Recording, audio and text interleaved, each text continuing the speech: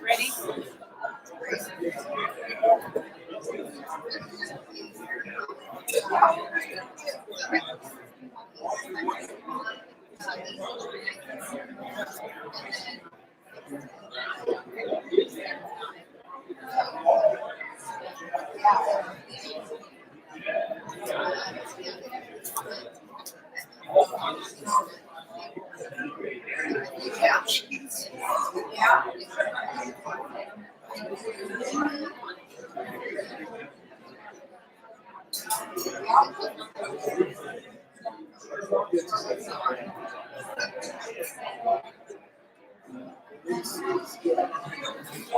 Good evening, everyone. So we're going to get started in a few minutes. I first just wanted to give everyone who's here kind of 5-minute warning and let you know where things are. There's bathrooms in the back, so if you can use that before we start. Use the phone for a few minutes. Also find your seat, get comfortable. We have water and cookies back there. We also have sign-in sheets, and we love everyone's got name tags, so you can know us and your neighbors around you. I'm Sarah Fox, so we're going to give introductions in a minute of all staff and other leaders throughout the room. Let's see what else. So we did have some handouts out there. We made 100 copies. Obviously, we have more than 100 people here. Just want to let you know that if you did get a copy, maybe you can share with your neighbors, but also all of these handouts are on our website for this project. You can download copies of them. We had one handout that was frequently asked questions handout. It was about 7 pages long. And the other handout was just the agenda for tonight. So if you did get those, that's what the handouts were. And like I said, they're available online. And then quickly, we wanted to get to know a little bit more about everyone who showed up here tonight. So if you will indulge us, we'd like you to raise your hands when we ask you a questions. So first of all, when you raise your hand on the next few questions, just leave it out. How many of you have lived here more than 20 years? Awesome. More than 10? Leave your hands up. More than 5? All right, so this is pretty much most of the room. That's awesome. Okay, you put your hands down. How many people in the room are local business owners? Right. How many of you work in campus? All right, so the rest of you must be outside campus. How many of you volunteer on one of the city's boards or commissions? Currently. Okay. Great. And how many of you worked up and volunteered in the past for a city board or commission? Great. Okay. How many of you took the survey that we had online for this project? Wonderful. We had about 534 people participate in that survey. How many high school students do we have? Wonderful. Okay. What about teachers? Great.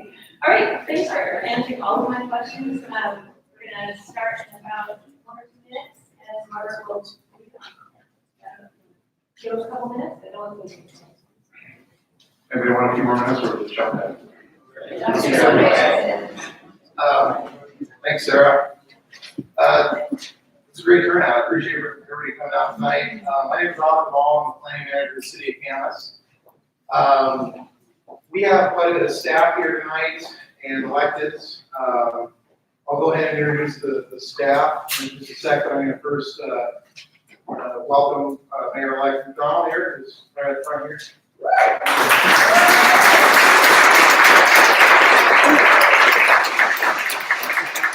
We have several city council members here. Sharon Roberts was recently, she's in the back. I see there. Raise your hand. Ellen Berkeley.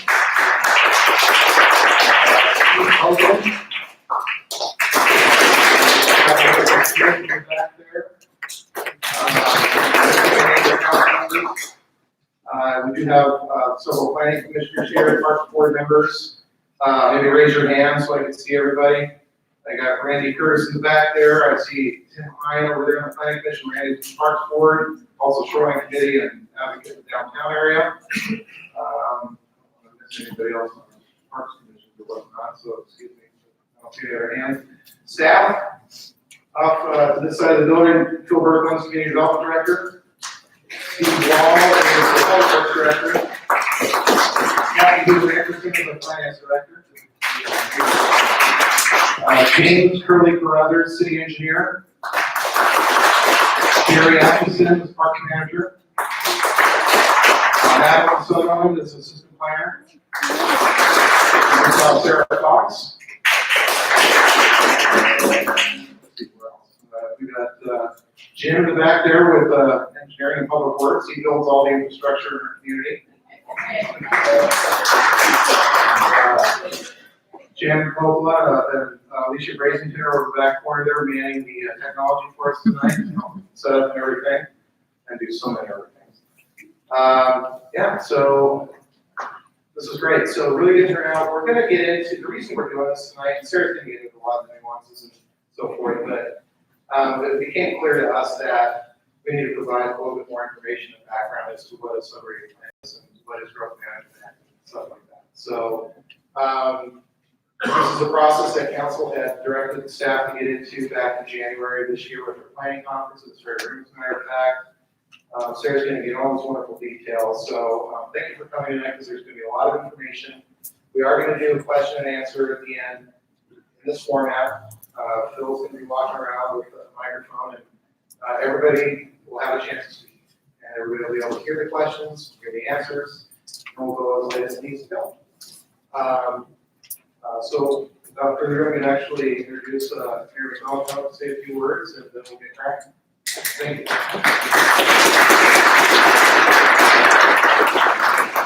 Good evening, everyone. So this is exciting. And just thank you all for coming out. So important. How we develop a brand is extremely important. It should be something that we are excited. And I think when it comes to the North Shore, I just want to kind of give you a little bit of perspective on the North Shore because I think when I first really got into it, which was with the pool was being proposed, that's really when I started looking at the North Shore and I kind of combined both of those two things together. I got very concerned, to be honest with you. And I think that's probably what a lot of other people felt as well. As I went through the questionnaire, I was concerned. I didn't know what was happening. I didn't quite fully understand it, and it wasn't until it seemed like an eternity ago, a month ago, that I spent some time with Robert and really started to understand about the growth management act, what our options are, and what we can and can't do. Really trying to understand, but I think it's something that we all can better understand, and I really appreciate these guys putting together. I think it was a really nice agenda. I'm not going to take point. When I look at the questions and answers in 50 minutes, I think that's super important, and I think it's super important that you guys all come out and vocalize what it is that, what your concerns are, what your questions are.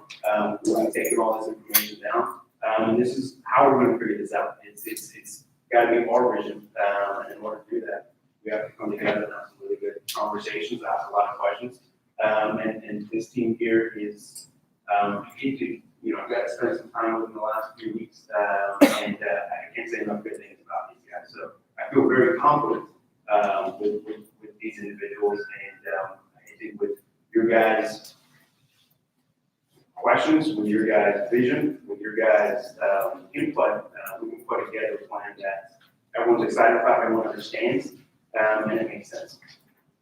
So without further ado, I'm going to turn it over to Phil here, and sorry, our manager is there. That's fine. And get it going. All right. So, we were going to do ground rules. Okay. All right. So, why we're here tonight? We'll just look at it. The North Shore Subarea plan. This slide is really just a provide a little bit of information. The website is one of the ways that we're compiling everything like tonight's meeting, agenda, and handouts will be there. Actually, they all be there. So if you go to the campusculture.com, that's gonna be the place to check in on anything that you think you might have missed. But it'll also be where we're gonna have all our meetings, putting forward anything else, draft plans. Oh, sorry, good point. Thank you for pointing that out to me. All right, so moving forward. So, what drives the North Shore? That's the question we are seeking to answer with doing the North Shore Subarea planning process. And it's all about understanding and looking forward, not just backwards, but forward as well, and understanding how we got here. And so the Subarea plan will also outline a path to reach our vision and goals in the area. So let's start with a little bit of background. I also want to mention that I've made a few posters of these slides too, because often presentations tend to go kind of fast and you're like, well, you see that again. So this time I'll go back to just let you know.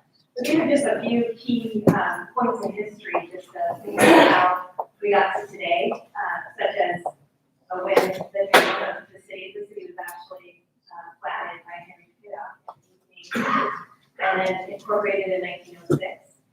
Our Growth Management Act was adopted in 1990, and our current, our first comprehensive plan was actually adopted in 1963.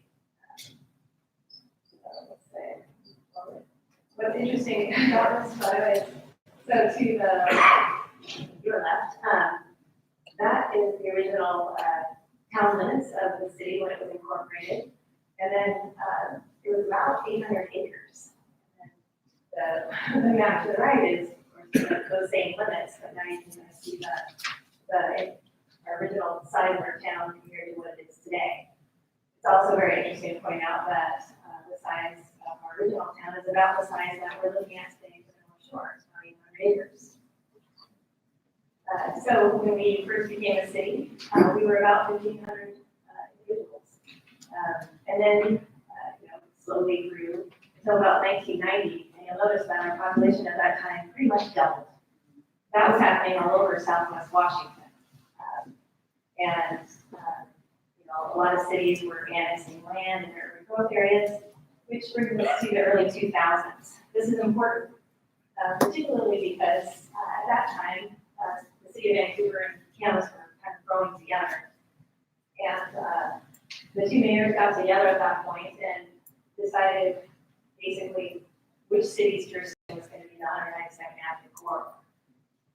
As we all know, that corridor is now the city of Vancouver. So the important part about the 192nd Avenue corridor is pretty much almost all of our citizens shop that corridor. That's where Costco is. That's where all of our major shopping happens. So all of those retail dollars go to the city of Vancouver, not to Camas. So then 2007 came around, and now some other big changes are happening in the state. We had regulations requirements to do more planning around critical areas.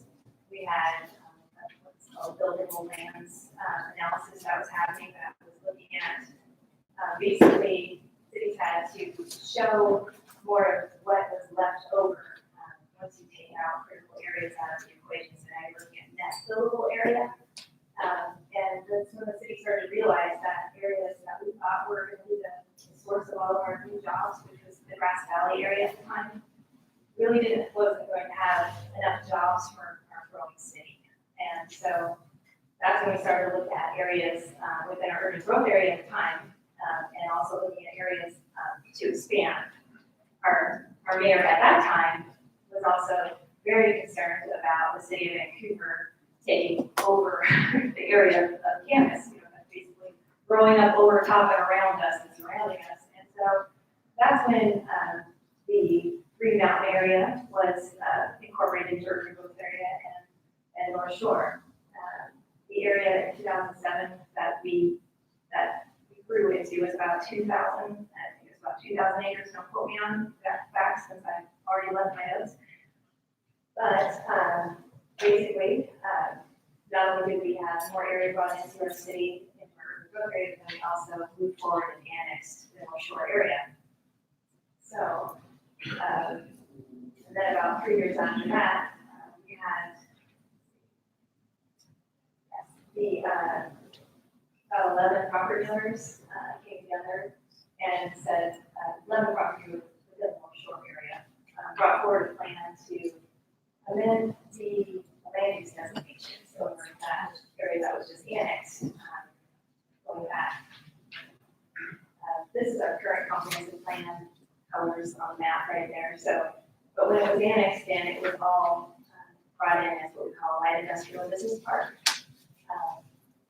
And so the property owners said, well, let's take a finer look at this area. And after about 2 years of working with the city, many different iterations of the plan, their final proposal that was brought forward and adopted by the city in 2013 included a mix of land uses, which is very close to what we see today.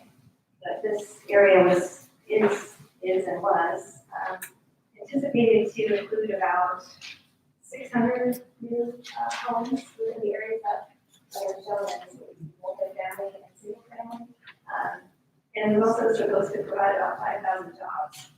They're expecting that the area that's considered employment area, industrial area, would have maybe a company like the size of Nike. That sort of might be a kind of job generator area. And that was, that was what they were thinking when they amended the plan. Like I said, again, it was all shown as industrial to this mix of uses that we see today. So, what is this area? So this kind of brings us a little bit closer to where we are today. As I was mentioning, it's about 800 acres, and we have shown a boundary that is still not determined. We're in the middle of what we call phase 1, so we're still trying to figure out what is the right boundary area for North Shore. What do we really think it is? And so some of those initial questions on that survey were asking for feedback. Should it be a smaller area? What do you think is the balance of North Shore? So that's why the boundary isn't really established yet. There's about 270 acres now that are now owned by the city. Those are the kind of areas that are shaded green. The rest is privately owned land. And this be really clear, and there's some folks that have been confused when you've seen the questions come our way. It's one of the other questions in our FAQ, but we are not leading development on private lands. That's not the city's rule. Why now? So as I just mentioned, there's about 200 plus acres actually between the city and other agencies that were currently zoned residential and commercial land that are now publicly owned. We've also been working through those different planning projects, like you might have heard about the Legacy Lands project, and so we're looking at some of those 140 acres. I'm sorry. Let's for it. Okay. That 140 acres that the city owns as heartland, how we want to see those acres used in the future. So now we have this reallocation that we need to consider as part of this project moving forward. So let's get to a little bit of the broader framework of planning. And I want to also mention that our website, if you go to the website, I'm going to have 2 slides on Growth Management Act and Subarea planning, but there are so many resources that you can go to find out more if you're really interested in the legal framework of planning. But as I was mentioning, that Growth Management Act is a state law that was adopted in 1990. And they both, basically all our leaders were looking at the problems of congestion, traffic congestion. Suburban development was, going crazy all over the state in the 1990s. I mean, we had huge growth, we had about 40% growth rate in Clark County alone. And they were losing farmland, they were losing open space, and there was a lot of what they considered uncoordinated development. So the Growth Management Act was seeking to solve some of that by better coordinating growth. And also, when they adopted the law, they adopted 14 goals. And all 14 goals originally, well, 13 goals originally, and then about 5 years later, they added a goal to protect shorelines. So that's the shoreline management is added to that as well. They also require that cities and counties review these plans and update them every 8 years. See what that brings into here.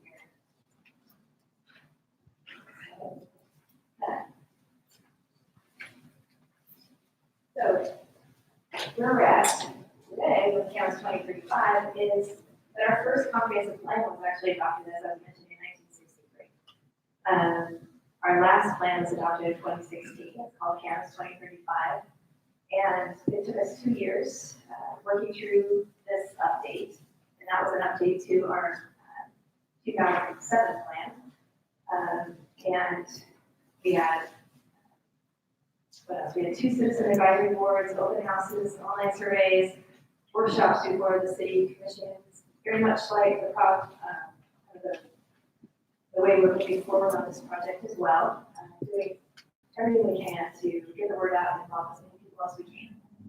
And the Camas 2035 has established goals and policies, and it has 5 areas that we consider our employment areas. North Shore was one of them. The other one's downtown, Grass Valley, our east side, northeast 3rd, southeast 3rd Avenue, and I think,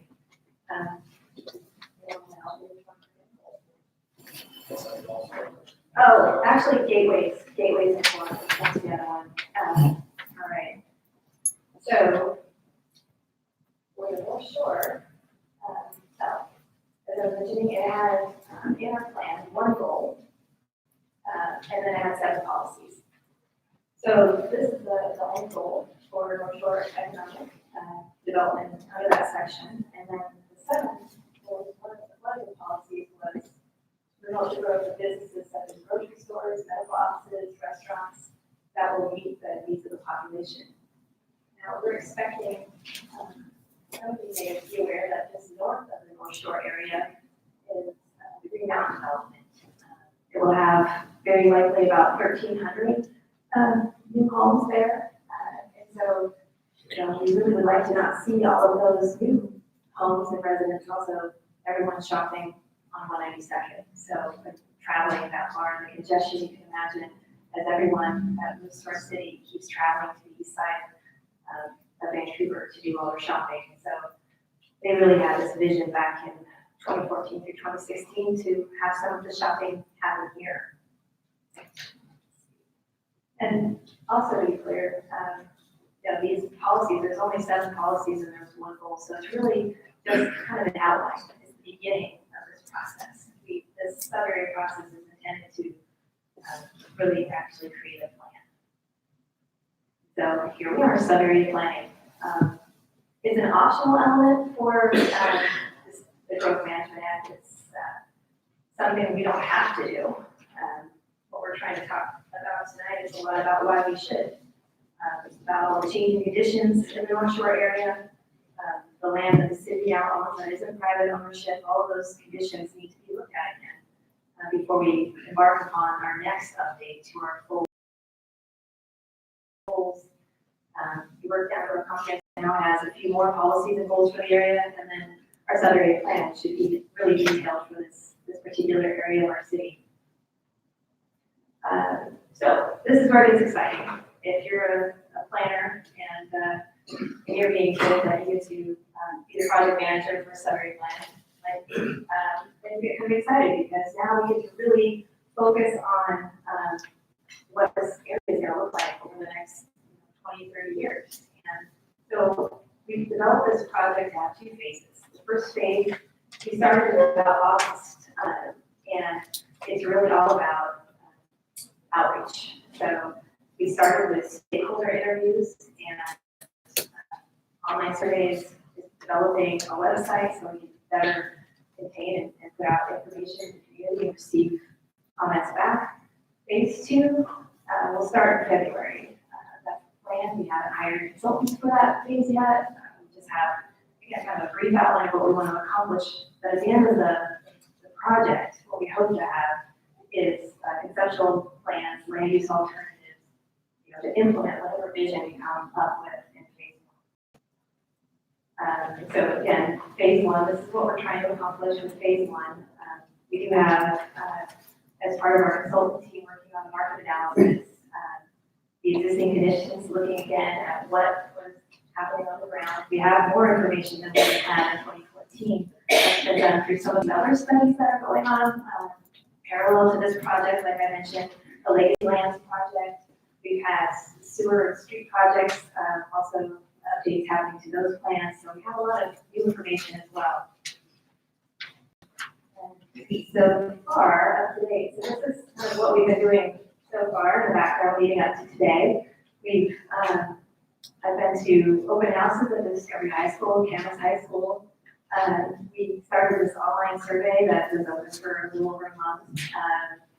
We held individual interviews with the property owners, some of them are in the room today. We also had, as part of that stakeholder group, quite a lot of different agencies that also work within the city limits of Camas, like our partners in Clark County and the port, all we've identified. I can't remember right now, forgetting how many stakeholders we identified, but I think it's about 100. And then I met with the Camas Youth Advisory Council. We will be having a workshop with the students. It's going to be kind of a practice run for the community forum that we're planning to have at Camas High School's library on the 17th. We'll also start that meeting at 6 o'clock, the doors will open, and then we'll actually start working hands-on with Max, getting feedback, talking about what we've heard. Our consultants will be there, and they're going to provide a really great summary of everything that all of this that we've done, all of this information we've been doing today. We're going to put it all together, some great discussions during that meeting. So it's meant to be very interactive. So if that's something you're interested in, really encourage you to come and join us. Because then after that, then about January, we'll be in front of City Council saying, all right, this is the vision. This is what we think the vision is. What do you think, City Council? So how many people are interested in coming to the next workshop? Wonderful. Okay, that helps us plan too. I have a question. Yes. December is a bad day for a lot of people this week before Christmas. I just would suggest that you might want to wait, do it after Christmas, after New Year's. You'll get more participation because in that last thing you did, that survey, you got 500 some odd people. Yes. That's highly a great cross-section on the city of Camas' population. Actually, Bill's making his way there with the mic. No, I'm just trying to say it's 500 people is not a cross-section of the whole city. You do it the week before Christmas, people are not going to be involved. Well, we'll definitely think about that as one of those other questions too, when you're setting up a forum. Yeah, this many people show up, and you think to yourself, well, maybe we can do another forum just like this, or maybe we have 2 workshops so that everybody can participate. You really have to think about what makes sense when you're putting together meetings so that everybody can feel like they participated. So Sarah, Yes. can I address that a little bit too? So tonight, honestly, was originally supposed to be more of that design charrette workshop. But when staff was monitoring the online chatter, the North Shore was very clear that there was a lot of questions to be answered about what is GMA, what is the sub-area plan, you know, and we didn't want to just go straight into a design charrette or a design workshop and then spend most of the time talking about, you know, the history as to why. So we broke it up. We purposely set it up tonight in this format. So not only do we provide some history and background so you can make some informed decisions, but we also want to make sure that people have an opportunity to speak and be heard, because we also heard the criticisms about the last couple of open houses related to pool stuff, whereas people felt like they were isolated and weren't able to get questions answered, people weren't able to do it. So we have adjusted that. We recognize that it's going to the holidays. Sarah was alluding to, we could add on to this. It's the public's process. I'm just gonna add to that, as Phil Berger, Community Development Director, in the back of the room here, and so I'm listening to this. And by a show of hands, does it not make sense to do it between Thanksgiving and December and Christmas? Is that the general feeling? The next workshop, you thinking maybe it's a second week or third week of January make more sense? Is that? Okay, so we heard you, okay? So we'll go back and we'll look at that and then we'll see what we can adjust. We'll make sure any information is put out there on our websites. I believe the next phase is gonna include some notices that are being sent out. Is that right, Sarah? Well, like I said, the next thing we're focusing on is really doing this workshop, this hands-on workshop, so that is going to be our next step, and, go ahead. Sorry, before you move on, no, it's the last one. Appreciate it. I think that the city is potentially at a turning point. If you look at the last election and what just happened, all people like to say that there might be kind of a gap in communication between city government and plans that have been ongoing and the citizens of this town. So I think when I look at, if you can go back to the last slide, this large schedule, and I see that 80 to 90% of that is finished. It was announced, begun in the end of August, when we were deep in a larger issue in this town, obviously.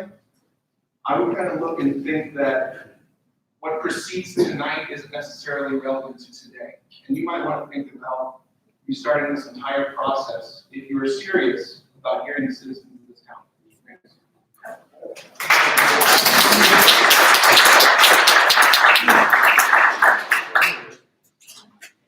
Right, so as I was mentioning on this schedule, really tonight's forum is our first real opening forum. Everything else has been just letting folks know that there's a project. My interactions at the high school was only to say, hey, we're starting this project.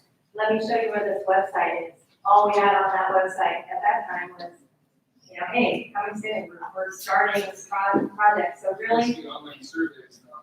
right. So So we frequently want. asked questions were at least today, on the Okay, same day as this meeting, so I don't know how people have been supposed to be prepared to question it.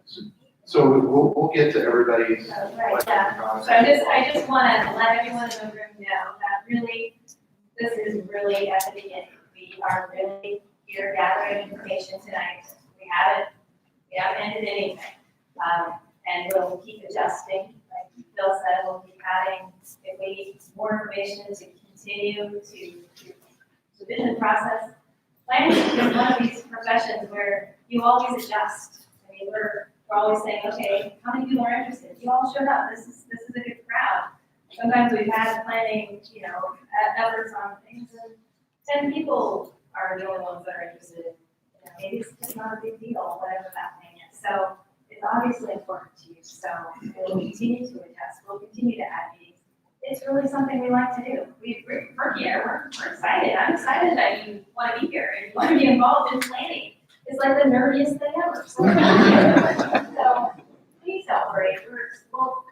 These meetings I moved this meeting twice before we got to today. I mean, we just keep trying to accommodate as many people as we can. And then I'm done talking, but I can speak here and answer more questions.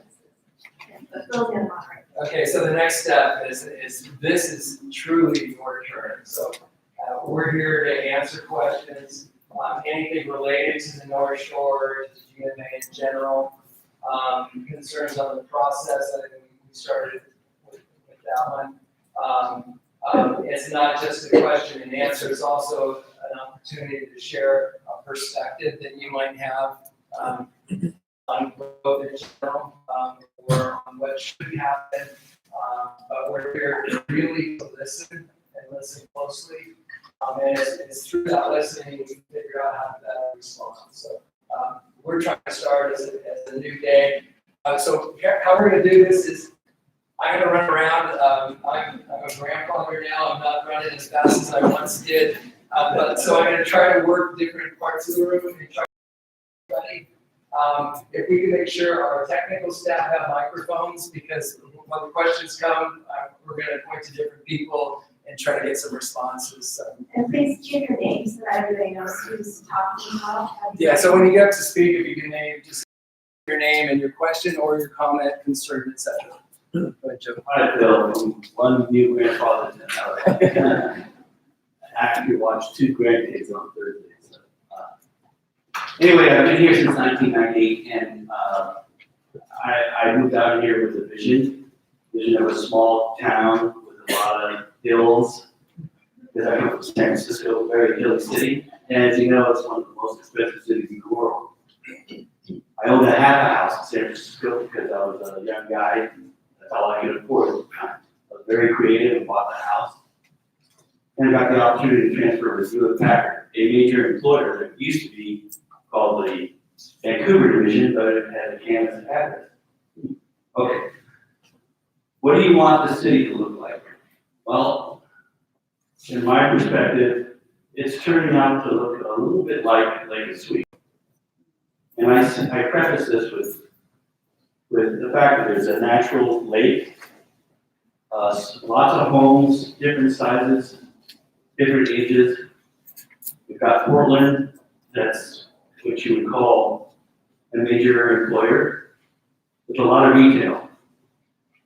Now what scared me, and it has always scared me, is why I moved out of Cat State Park, was I saw that Vancouver had a vision to attract as many retail businesses as possible.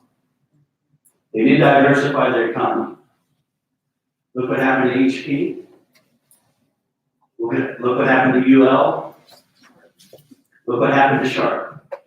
Thank you. All right, so I worked at Nike. I did the long commute.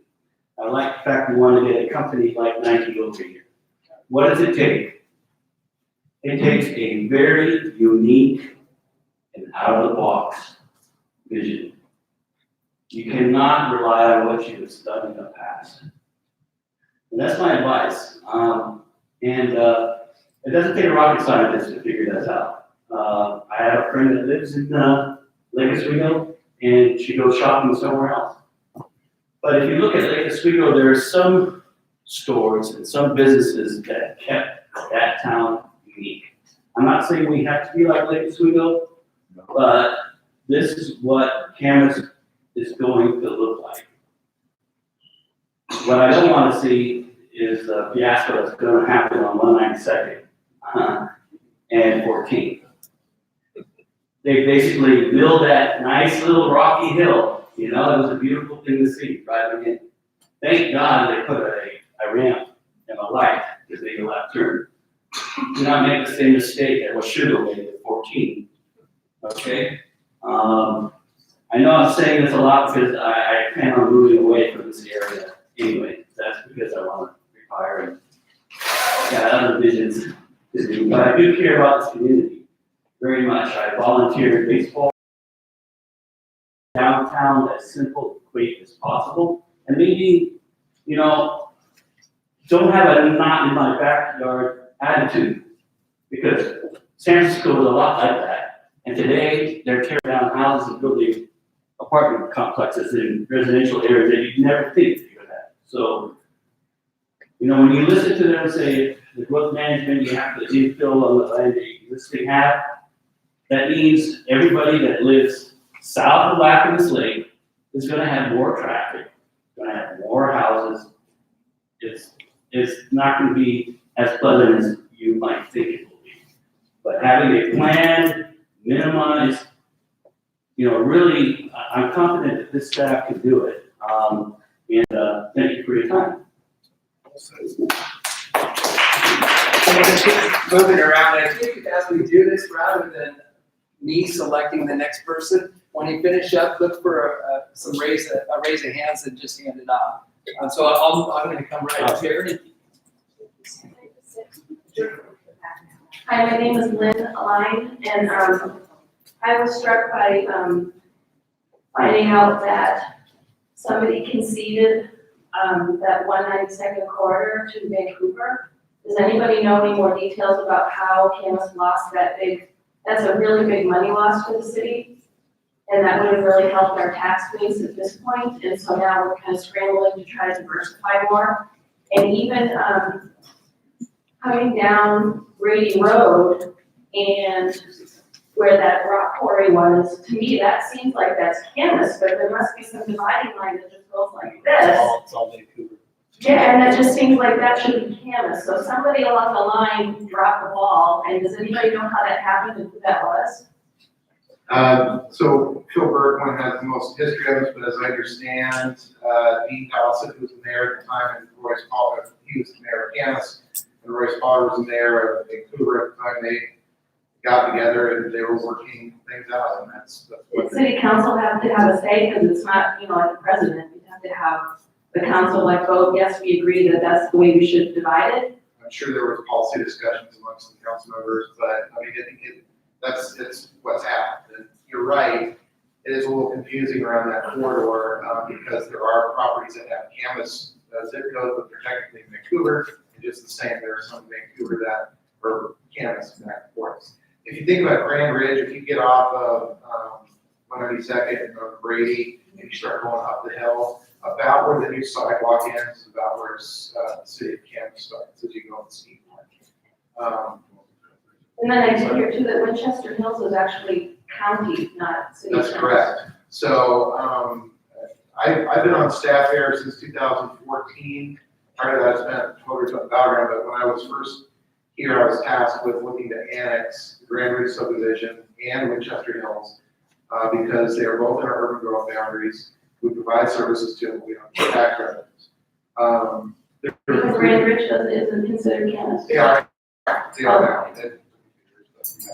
Well, council to Winchester Hills, it was a different effort. There's a lot of the properties at the time were rentals. You have to have property owner signatures, and property owners are spread around the country. We've tried to work with Clark County to do a different type of annexation through an agreement, which still, you have to have them in, it's just that at other priorities, that's so. So the real estate taxes go to the county, not to the city. That's right, yeah, that's why we wanted to annex it. This look, at the end of the day, we think of it as shopping locally. We can use those tax revenues here for projects with Camas instead of them being used in Venersburg or agriculture or somewhere outside. Where's San Francisco. Winchester Hills? It's right by the new Discovery High School, kind of by Sharp. If you're on Akron Boulevard leading to OC and heading east, it's 18. As you start going up the hill, yes, it's right off the intersection there. So. It obviously wasn't developed.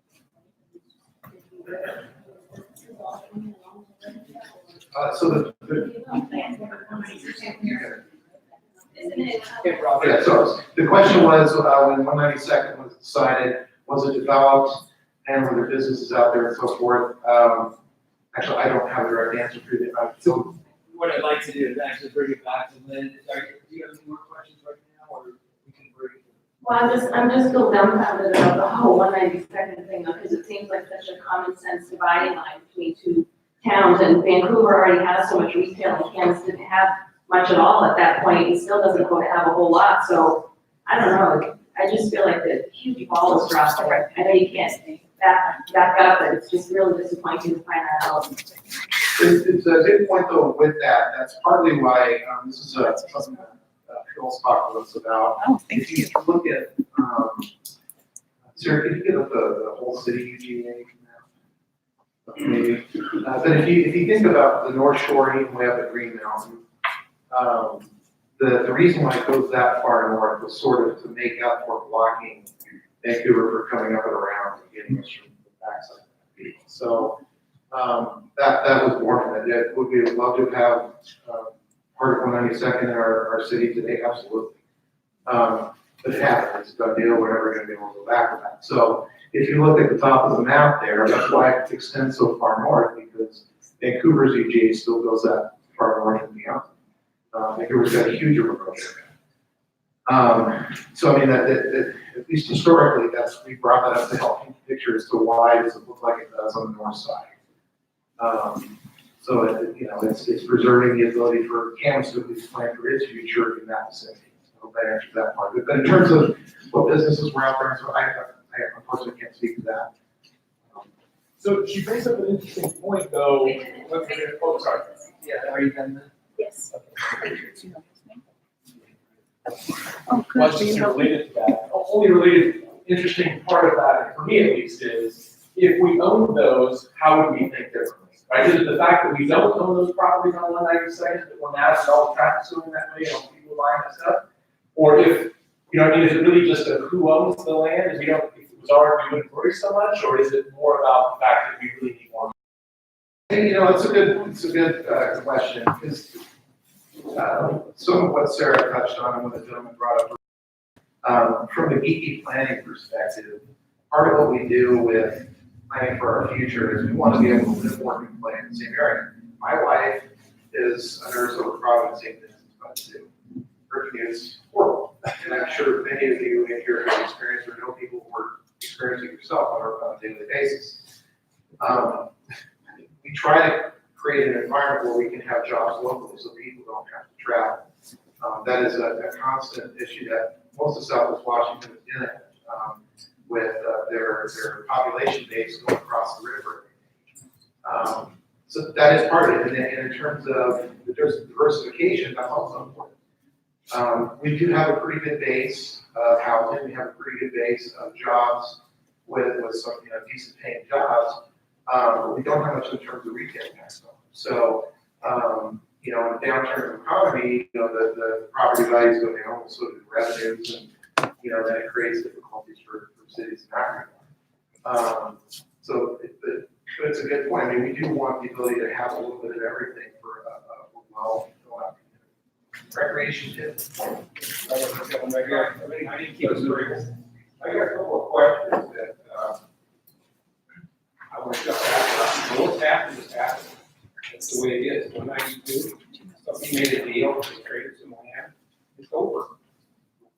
One thing I keep hearing the phrasing retail. That's one of the problems. Consumer-driven economies don't work long-term. You can't build great cities with consumer-driven economies. You've got to have the money, you've got to build something.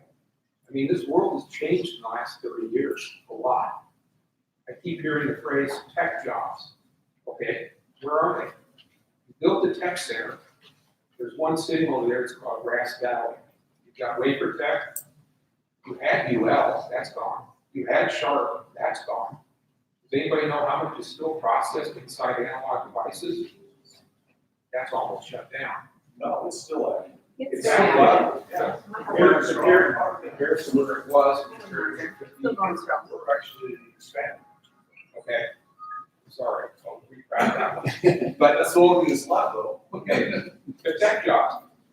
They're not gonna build tech jobs. Not anymore. I mean, there's this big announcement that came out within the last few days about Apple's brand new factory. There's gonna be thousands of tech jobs. Now there's gonna be robotics. Apple's been a leader of robotics, always has, always will be, that's what they're gonna do.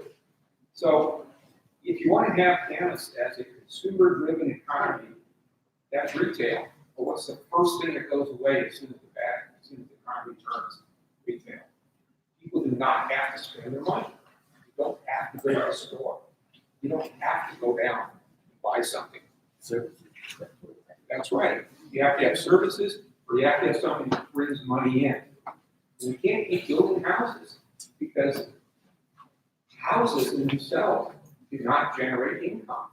They generate property tax, but you have somebody to buy the house. If we had a time machine, I'd have to go back and get rid of the Green Mountain development. Who's a good idea? But we don't have that. So I got just a couple of things and I'll drop these and I'll get the phone so we don't start the microphone. 2020 budget expenditures. I think there's something more than $2 to $3 billion in there for this 2035 program next year. It'd be nice to see an outline of how the money's going to be spent, not just a line item in the budget. The next thing, how and when was it decided that there has to be an expansion? Why does there have to be homes? Why does the North Shore have to have anything? Why can't you just leave it alone? And that's called So there's two questions there at the end, that I heard about, why not leave it alone? Why expand to the north? Robert, do you want to address that a little more? Yeah, and then Kathy Nickers is also here, finance department, to answer your question about the budget, but, so again, when Sarah was giving her presentation. I wasn't looking for the answer tonight. Okay. Okay. I just thrown it out there. Okay. And So with regards to, the urban growth area and the North Shore plan, so remember, the land's already in the city limits, it was annexed back in 2007. There's not a lot of It was a fixed zoning designation back then. So while nothing's fundamentally developed on most of it, although there is an approved subdivision for CJ Downs, which is just right after you get off of 500 corridor. By and large, the only other development that's occurred out there is the elementary school. So Sarah said this is an optional process. We don't have to do the Subarea. We can wait until the next comp plan update to true up those residential numbers that were already in the plan. So back in 2007, and then subsequently when, there was that agreement with the rest of the owners to figure out what zoning goes where, that goes into our comprehensive plan. We're obligated to work with the state and say, hey, we can accommodate growth up to 2035 by this amount of residents. There's a distinct difference between being able to accommodate and actually making people come in here. I've seen some of that out there too, where folks think that we're busing folks in and putting up, we're making them come in. That's not the case. We don't develop property, but we have to show the county and the state that we can accommodate the growth when it comes. So because the city has purchased open space for permanent preservation, because the school district has purchased property for a school, those numbers need to go somewhere. We'd be remiss if we didn't do anything about it and just said, well, I guess it's off the table, because that was, I think, Sarah said there was approximately 600 units envisioned. There is still some zoned residential, and there is still property zoned for commercial and industrial. So, and part of that equation though too, the private property owners have a vested and legal right to do what they want with their property, as long as it complies with what underlying zoning designation is. Many of those property owners are here tonight. Some of them have been here for generations, it's, the only way to preserve something for preventing it from getting developed is purchasing it. That's why the city purchased some of it, but you can't buy all of it. Because growth's going to happen in this area, whether we like it or not. We can accommodate and try to plan for it, but we don't. So that's why we're going through this exercise. I was gonna say, I went at Sean and, I was in Grass Valley. Go ahead. I was gonna add one thing to say about the property owners, and these property owners have been working with us all along. So to have a process where we have such great engagement by property owners is very unique and very special to Camas. We should really be proud of the fact that those property owners who want to help us decide where to park the trails and roadways across their properties, because they have this land for generations. They have thought what they want to see happen after they retire, but they're on the table with us talking about what it should look like versus just going out and bringing us a plan that we have to react to. Sorry. So I guess I have a fundamental question, and I'm trying to see, first, growth management's been asked. So there's going to be a training on the 23rd, so for us to understand it a little bit better. But I keep on hearing this mandate to grow by 10,000 people by 2035. So again, I'm going back to, is there a mandate? Is there not a mandate? Why are we in such a rush to do all of this? Good question. So we're, first off, the training I think you're talking about, there's up in Battleground at the library this Saturday, there's a GMA 101 that's being hosted by. That's a really great thing that they're doing. Yes. We had a short course here in April, in this very room, hosted by, or we hosted it, and the Department of Commerce came down and gave a presentation. I'm actually having them come down in January on the 30th for the same thing. But what the mandate is that we have to plan for the future. So what happens with the Growth Management Act in terms of the process when we do our comp plan updates? The OFM, the Office of Financial Management at the state, they have an estimate of population growth for all counties throughout the state. And they say, Clark County, you have X amount of people that are gonna be growing in your community in the next 20 years, divvy up. So Clark County then works with Vancouver, Battleground, Camas, Ridgefield, Washougal, La Center, Yacolt, and figure out where those numbers are gonna go. Part of that exercise for us, for the city of Camas, you know, the county establishes the boundaries, and then we plan for within. Think of it as our sandbox, right? So then within our own sandbox, knowing that we have to accommodate upwards of, 35,000 people, how do we do that? And it's a comprehensive exercise to look at where are the residential people gonna go, where are the jobs gonna go, where is the open space gonna go. We partner with the school district, we don't plan for them, but we partner with them, figure out what they're gonna do for accommodating the kids. We have to plan for fire, we have to plan for water, sewer, transportation, all of that. So it's not that we're, again, trying to usher people in to meet that 10,000 goal. We just have to show that if it does happen in that time frame, we can accommodate, right? So, like I grew up in Denver, there are no railroad patrols. There is no mandate by the state of Colorado for towns and communities to plan for it. Where I used to ride dirt bikes as a little kid, there's housing tract after housing tract after strip mall after strip mall. I'm not saying that Washington State's model is the best, but it is some means to try to plan for control growth the best we can within our sandbox. Okay? So I get it. It's a different campus today than it was 5 years, 15 years ago, 30 years ago. I know that there's some people in this room that were born and raised here. Their parents were from them. I've been here since 2011. I've seen things change, right? But it's important to understand that it's our community, whether you've been here 1 year or 4 years, right? So I hope that kind of answers some of that. The only time you don't have to plan CMA is if you're less than 20,000 residents in the county. Sorry about that? Let's say, just for the sake of argument, we say, we don't want to. She didn't have the mic, so she did ask the question she was asking, and it was a question that we've heard, is what if we don't want to grow? What about this GMA, which is rejected? That's Yeah, so if we're non-compliant, there are state statutes where the governor and the state offices can penalize us. For instance, the Brady Road project that's under construction right now, we wouldn't be going. We wouldn't have gotten money for that. The money that we used for the tree program, we wouldn't have got money. We wouldn't be, if they wanted to be extreme, they would put full real estate excise dollars. The county has been in and out of compliance over the last 15 years for different reasons, but they have struggled with that as well. So,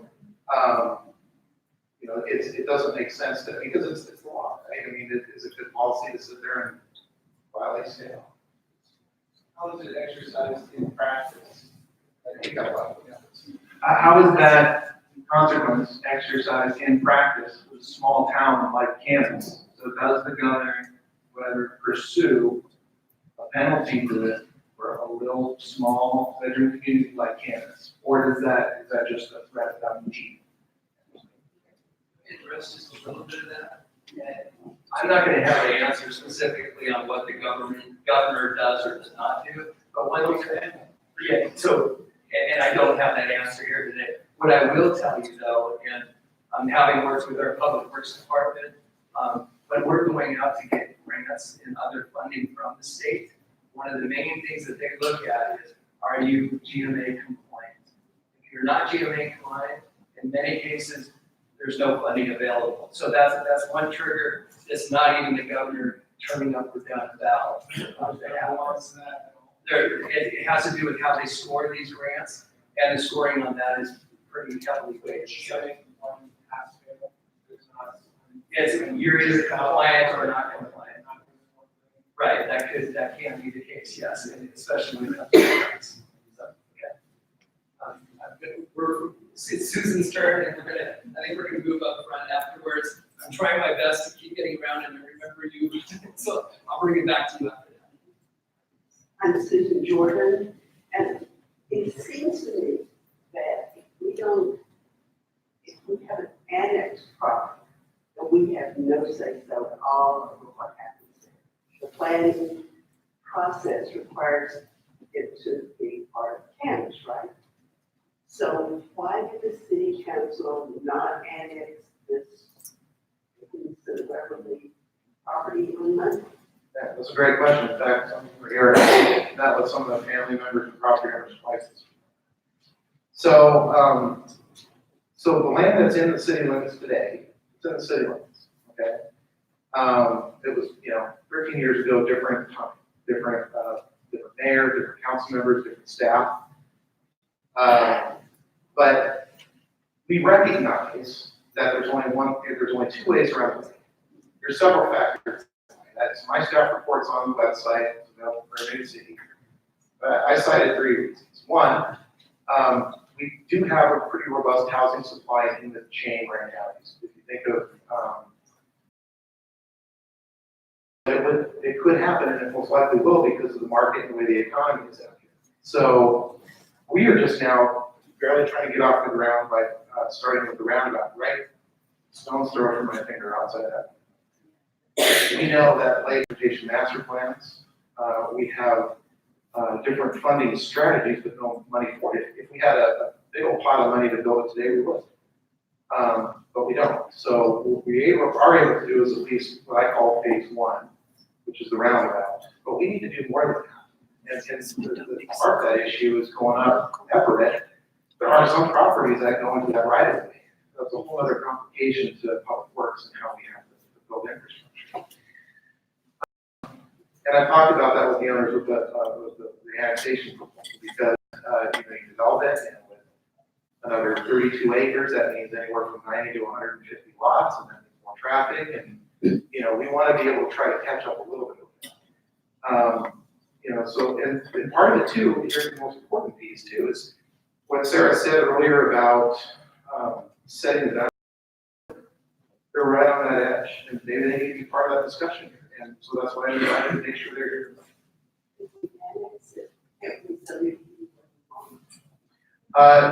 It's not that simple. Well, it has a comprehensive plan designation. We have 2 maps. So the question was, if we annex it, can't we just zone it whatever we want? But our adopted comprehensive plan has a set series of land use designations. They're the base designations that are implemented by the zoning, okay? So if I have a comprehensive plan, land use designation of residential low density, that can be implemented by 15,000 square foot lots, 10,000 square foot lots, or something along those lines, okay? If we need to change the land use designation to something completely different, we can, and that's what we do through the comprehensive plan process, or just very extra, right? Let's say hypothetically, if, by February, if that's when we're gonna move into the next phase of working on maps and things. Maybe that's what we end up doing with some of these other properties. If either they go higher density, either they go business instead, or it all depends on the information we're soliciting from you as a community. And from the property owners, they have a voice too. They own the property too. So we want their property to be part of this discussion. It makes sense, because it's 32 acres. It's just north of high school. As they were explaining to us that, 200 plus acres used to be owned by the grandfather, and some of that is now where the high school sits on, and the old Blackness elementary school and so forth. So they've been partners to the community. So I hope that answers your question. So we've got a lot of hands up right now. The mic is right up here up front. Right after that, we're going back over here to somebody that had their hand up early, and then we'll go from there. And I'm seeing some hands. My name is James Bent, and I've lived here since 2010. And I've lived a lot of places over a lot of years, and no matter where I've lived, there's more people come all the time. If you don't plan, they'll still come.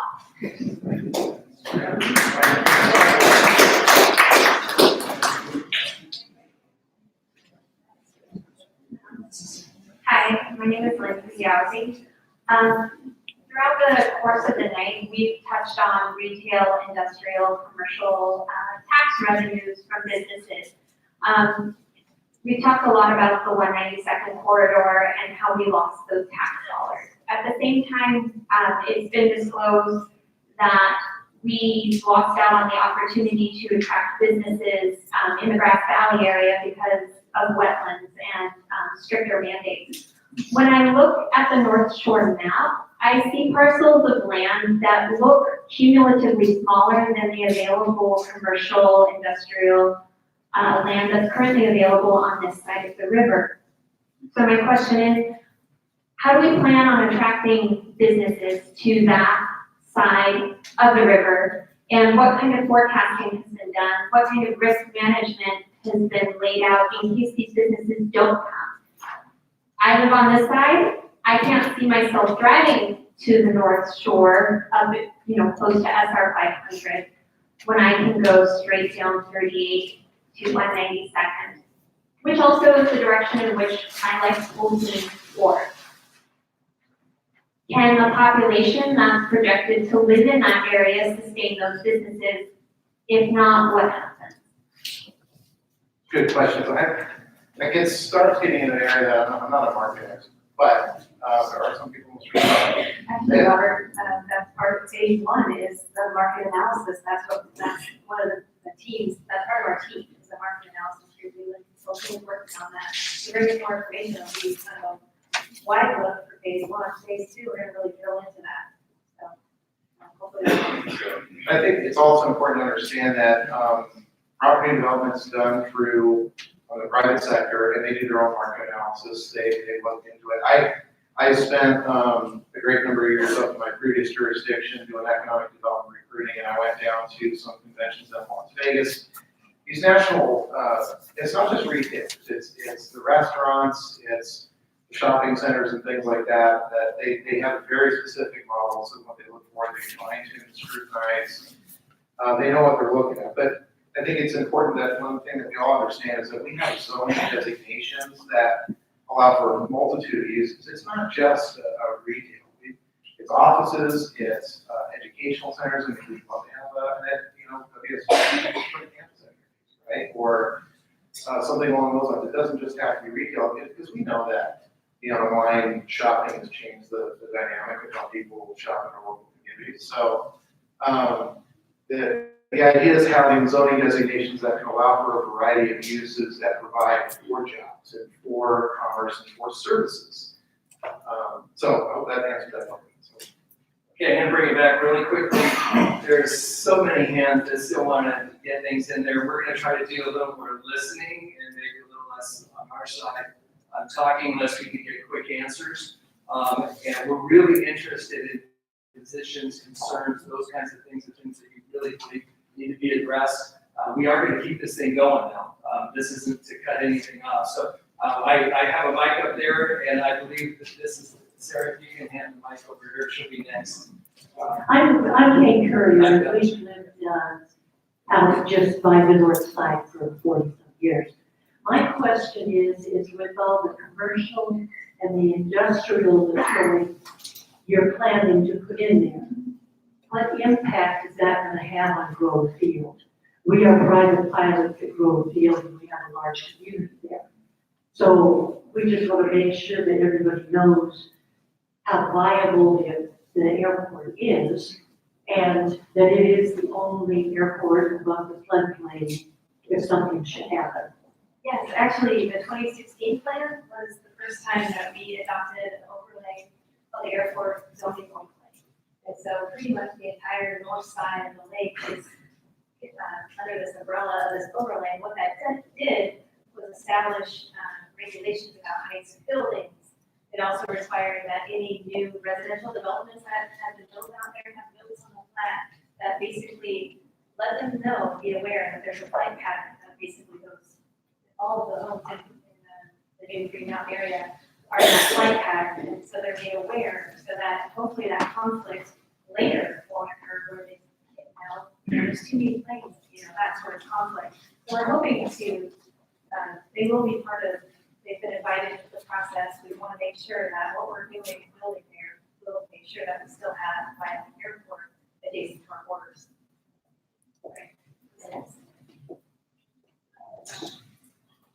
Who was that? Okay.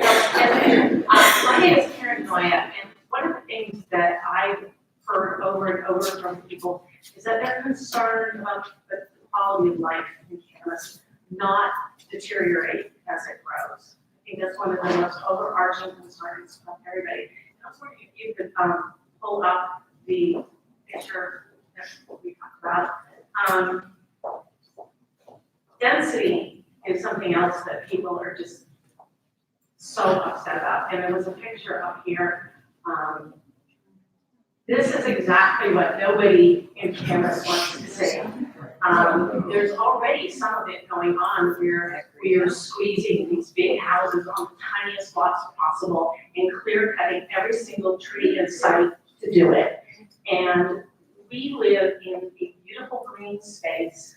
We cherish the trees. We live in a rainforest. We cannot continue to cut down all the trees and have a rainforest climate. So something needs to change there. Some of my friends, we're fortunate, we're on a little piece of property where we can have a huge garden.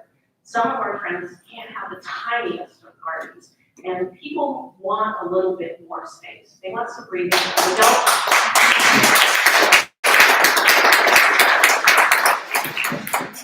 Nobody really wants to be spending $500,000 on a brand new house where you can reach out the window and shake your neighbor's hand in the house next door. So, the clear cutting needs to stop. The density needs to be reduced. That's, I think, I don't think you're gonna find too many people in Camas saying build bigger on smaller. And then back to industry. Why aren't we trying to become an incubator for startups? So much of that is in California, where these brilliant younger people, and they're no longer just the 20-somethings, they're well in their 30s now, they're well in their 40s. They're brilliant people and brilliant salespeople and creators and on, who can't buy a home and can't start their family. And we should be, we have such a fabulous environment to nurture that sort of thing. And I don't know why that would be an absolute top priority.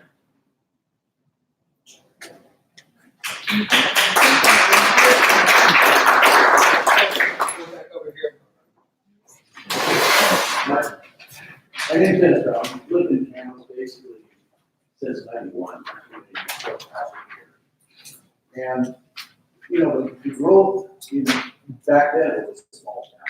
I mean, life showed about the only things that were there. And we moved out first because we wanted to downsize. Didn't like it there because there was too much congestion. Moved back and found the congestion was just bad here. One of my main concerns, of course, is traffic. We live up here in the North Hills area, and this road, SR 500, is a nightmare at certain times of the day. And I would like to see that addressed. I think that definitely needs to be fixed before we start building more houses out that way. The other thing that nobody has mentioned is on this side of town, we do not have a hospital on this side of town. We got Legacy up at Salmon Creek, we got Peace Health, used to be Southwest Washington anyway, down around Mill Clinic, but there's nothing on this side. Is that good addressed at all as far as, I've worked in a hospital in my life, so I commuted from Portland and worked for all the years I lived here. But I would like to see that addressed, maybe get a hospital out here that takes care of this area. Okay, who else has a mic right now that wants to? Okay, good. Go ahead. I'm Ken Eady. I actually lived in Camas and Washougal since 1999. I've seen a lot of growth in this time.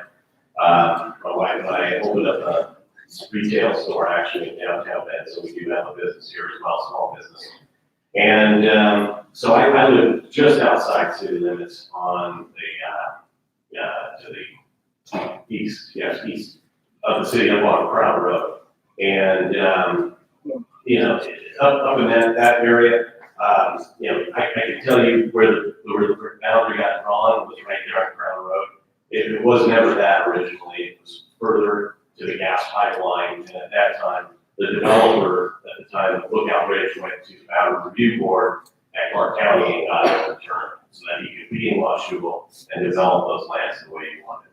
What I would like to see is a much stronger city, a city that can stand up to the developers and say, because, that type of situation is just wrong. And I almost feel like there needs to be a greater planning staff with the city of Washougal.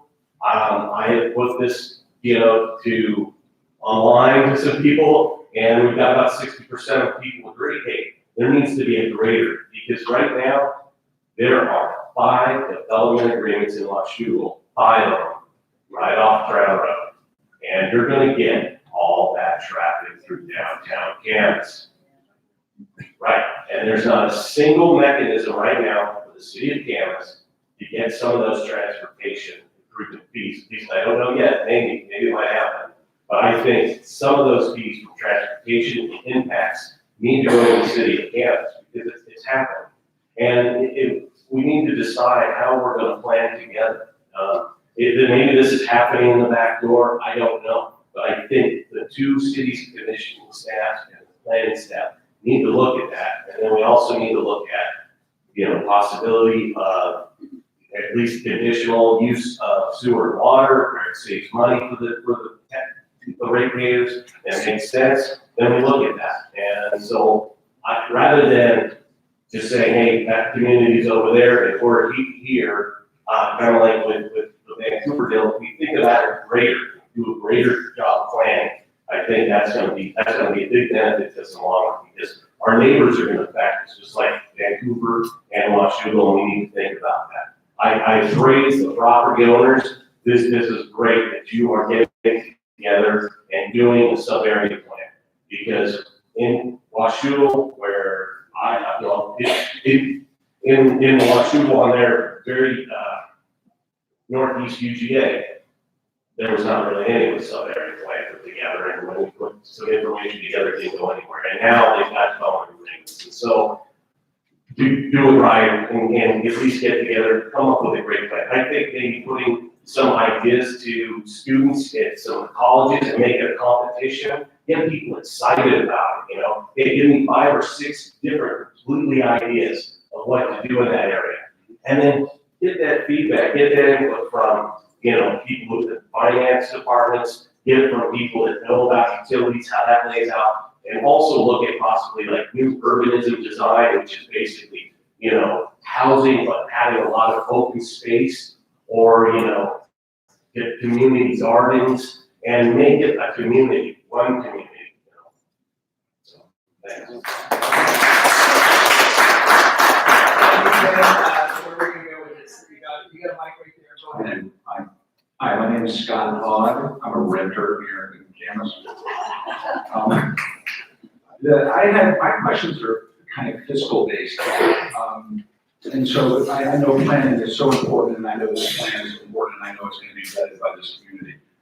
But we're on a schedule here that's clear. Our schedule for phase 1 is supposed to end according to this contract December 31st, and our schedule for phase 2 is supposed to end on June 30th of 2020.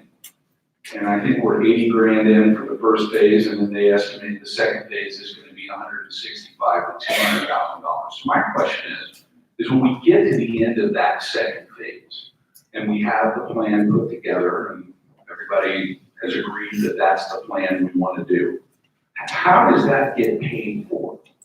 Who pays for this development? And I literally don't know. And so I'm interested as to when you get to your final plan and you want to improve the roads and you want to improve the sewage and you want to improve the water, how do we pay for that? Do we pay for that? Do other people pay for that? How is that paid for? First, I want to mention that what you're looking at is basically an estimate from the consultant group for phase 1. Yes. Phase 2 hasn't been awarded yet. that's their kind of a rough idea of what I see. they imagine phase two would look like and when they imagine phase two would end. So, and that's also what they imagine phase one would end. And as we mentioned, that's not up to them, that's up to all of us. Sure. And this process, Assuming so- we get to that, assuming we get to the end point, which is where we're trying to get to, I mean, there is an So end. to your second question, who pays for it? Generally, when a developer brings in a plan like a subdivision or a commercial development, they're paying for the utilities and improvements on their site. They're paying for that road to connect to their property, the road that crosses through their property. That's all on them. And so our plans and regulations are telling them how to build that road, what it looks like, how much landscaping now. It's like, that's what our regulations are telling them, how high those buildings can be, how wide. So they're paying for the development on their property. And there's also fees and impact fees that the city charges for some of those impacts that aren't on their site. I'm gonna try, this is a really important question, it's a really, really good question, it's not easy to answer. I'm gonna do my best to try to at least help forward that discussion on how it is done. So, under state law, what we can require a developer to do is what's called proportionality. We could require to do it, any improvement that's proportional to the impact that they have on the overall system. And so that's what we can get out or exact from the developer. Beyond that, we have what we call level of service standards. So for transportation at signalized intersections, we adopt level of service standards, A through D or F. And currently, it's not the same as grading system, but currently our level of service standard is D. And that's something that we can look at any time, but that's what the standard is. So if they're proposing a development and you look at your whole network on where those trips are going to be moving through, and they're beyond that level of service standard, then either we can go to the pot of money that we collect, for instance, through traffic impact fees. So each new home that comes in has to pay a transportation impact fee, so there's this pot of money.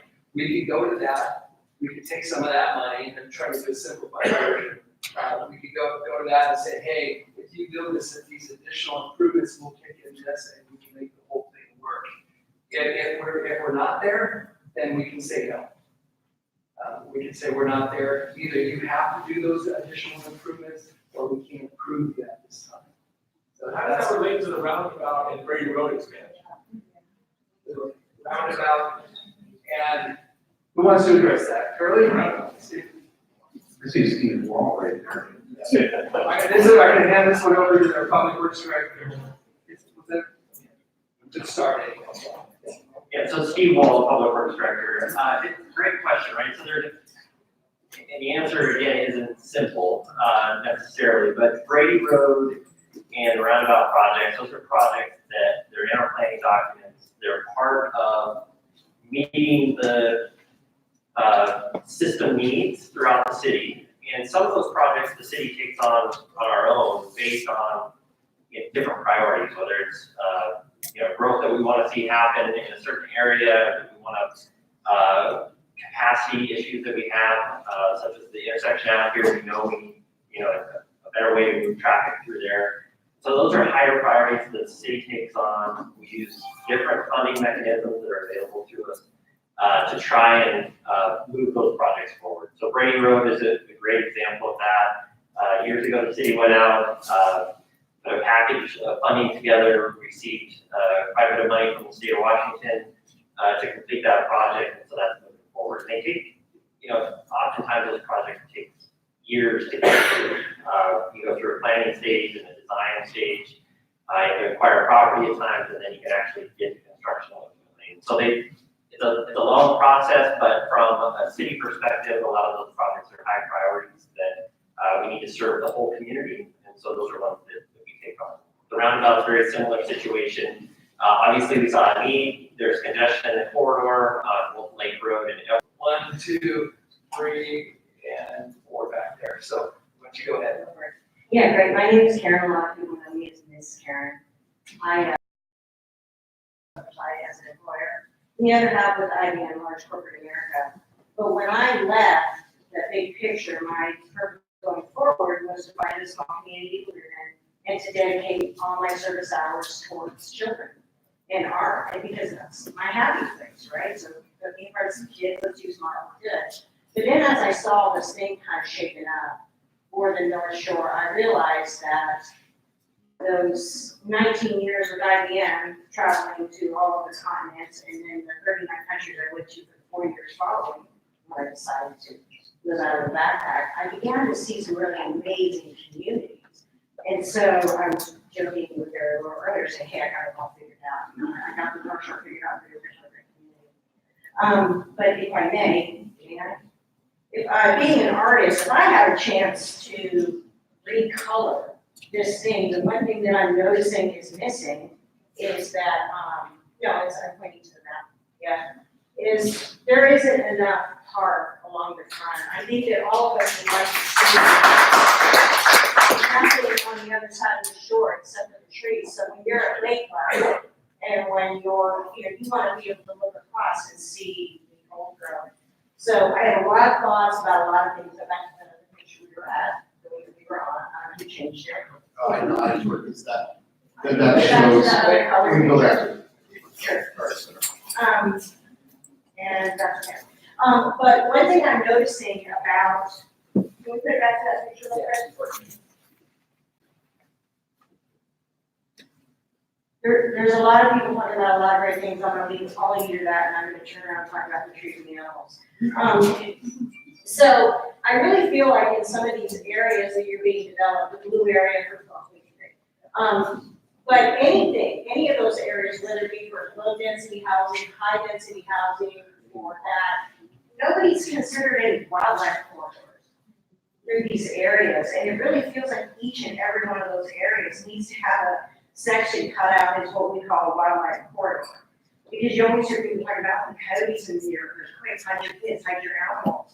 Well, that's because we're continuing to build on top of their nets and their homes, right? So I think that we can mitigate some of the risks to the wildlife habitat if we could put the wildlife corridors into each one of those sections. Because right now, they got no way to get through. You're gonna have to come through your yard, you're gonna have to come across the roads. And then also, to that. And then I've been thinking a lot about what sprawl means. And I hated the way that our community, because I moved into Camas in 2005, maybe, Patty? And I did that specifically because I wanted to live into, or I moved into Washougal, and then I came over to Camas. But I specifically wanted to live in a community. I think what we're missing and what we're getting into with the sprawl is all the single family housing.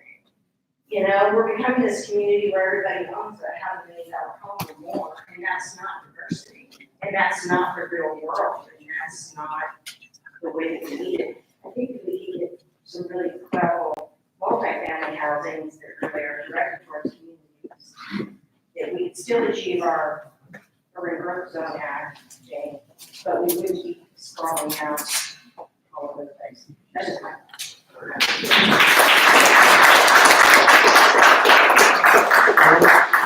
Bill, did you want me to say anything about legacy plans and sponsor? Let's keep going a little later, I think it'll come back up and talk a little bit more. Actually, while I got the mic, I wanted to respond to one question that came up earlier, it had to do with growth management act. And if we don't plan, and as the governor had the wording things, and I had a little discussion over here. And one of the things I did want to clarify is that the state doesn't just automatically turn off the valve. If you have a plan for getting into compliance and you're working toward that, they do work with you at a local level. So I wanted to help clarify that it's not just automatic, you're not in compliance on day one, and therefore you have no funds. So do that, we were over here to Russ. I just wanted, I thought that was a great point about the wildlife and how they're being displayed, and including that in your plan. I think it's an excellent point. I live not too far from the Green Mountain development. I'm personally very sorry to see that development come in. I thought they could have kept the golf course and figured out a way to maybe have housing and other things around there. It's a beautiful area. I think that that Green Mountain, just like this area, the roads is a number one issue. There's an enormous amount of people that need to get to Highway 14. There's only two ways to get there. You either go through Camas, or you got there to 192nd. You go Goodwin to 13 to 192nd, and guess what? They're well on their way to Green Mountain, and have the roads really developed to what they need to be for safety and traffic? No, doing roads last is not the answer. And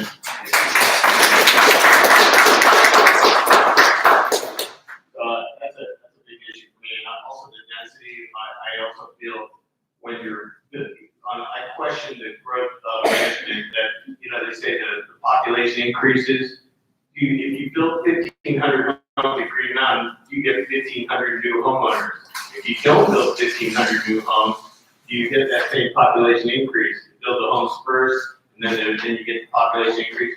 So I wonder if anybody ever challenges some of those GMA population increases in the area, and if you can control your population based on the fact to have the infrastructure for your transportation, and then you can handle that kind of growth. Because if you do this North Shore, I can't even picture how people are transporting back and forth in the road clogging that's going to happen if that becomes too much density. And I'm really against the scaling of homes to lots. I think building a home on a 4,000 square foot lot is horrible. It's a joke. We're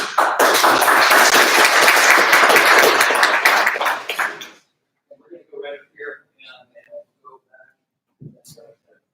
My name is Mike Carmichael. I've lived in Vancouver for 4 years and 50 years in Canada. I used to live in the country. Now I'm more in Camas City limits on the industrial on the east side. Next week will probably be in the city. But my big problem is, growth is going to happen. I've forgotten more than the things that happened, what they used to look like. I mean, the open fields and things like that.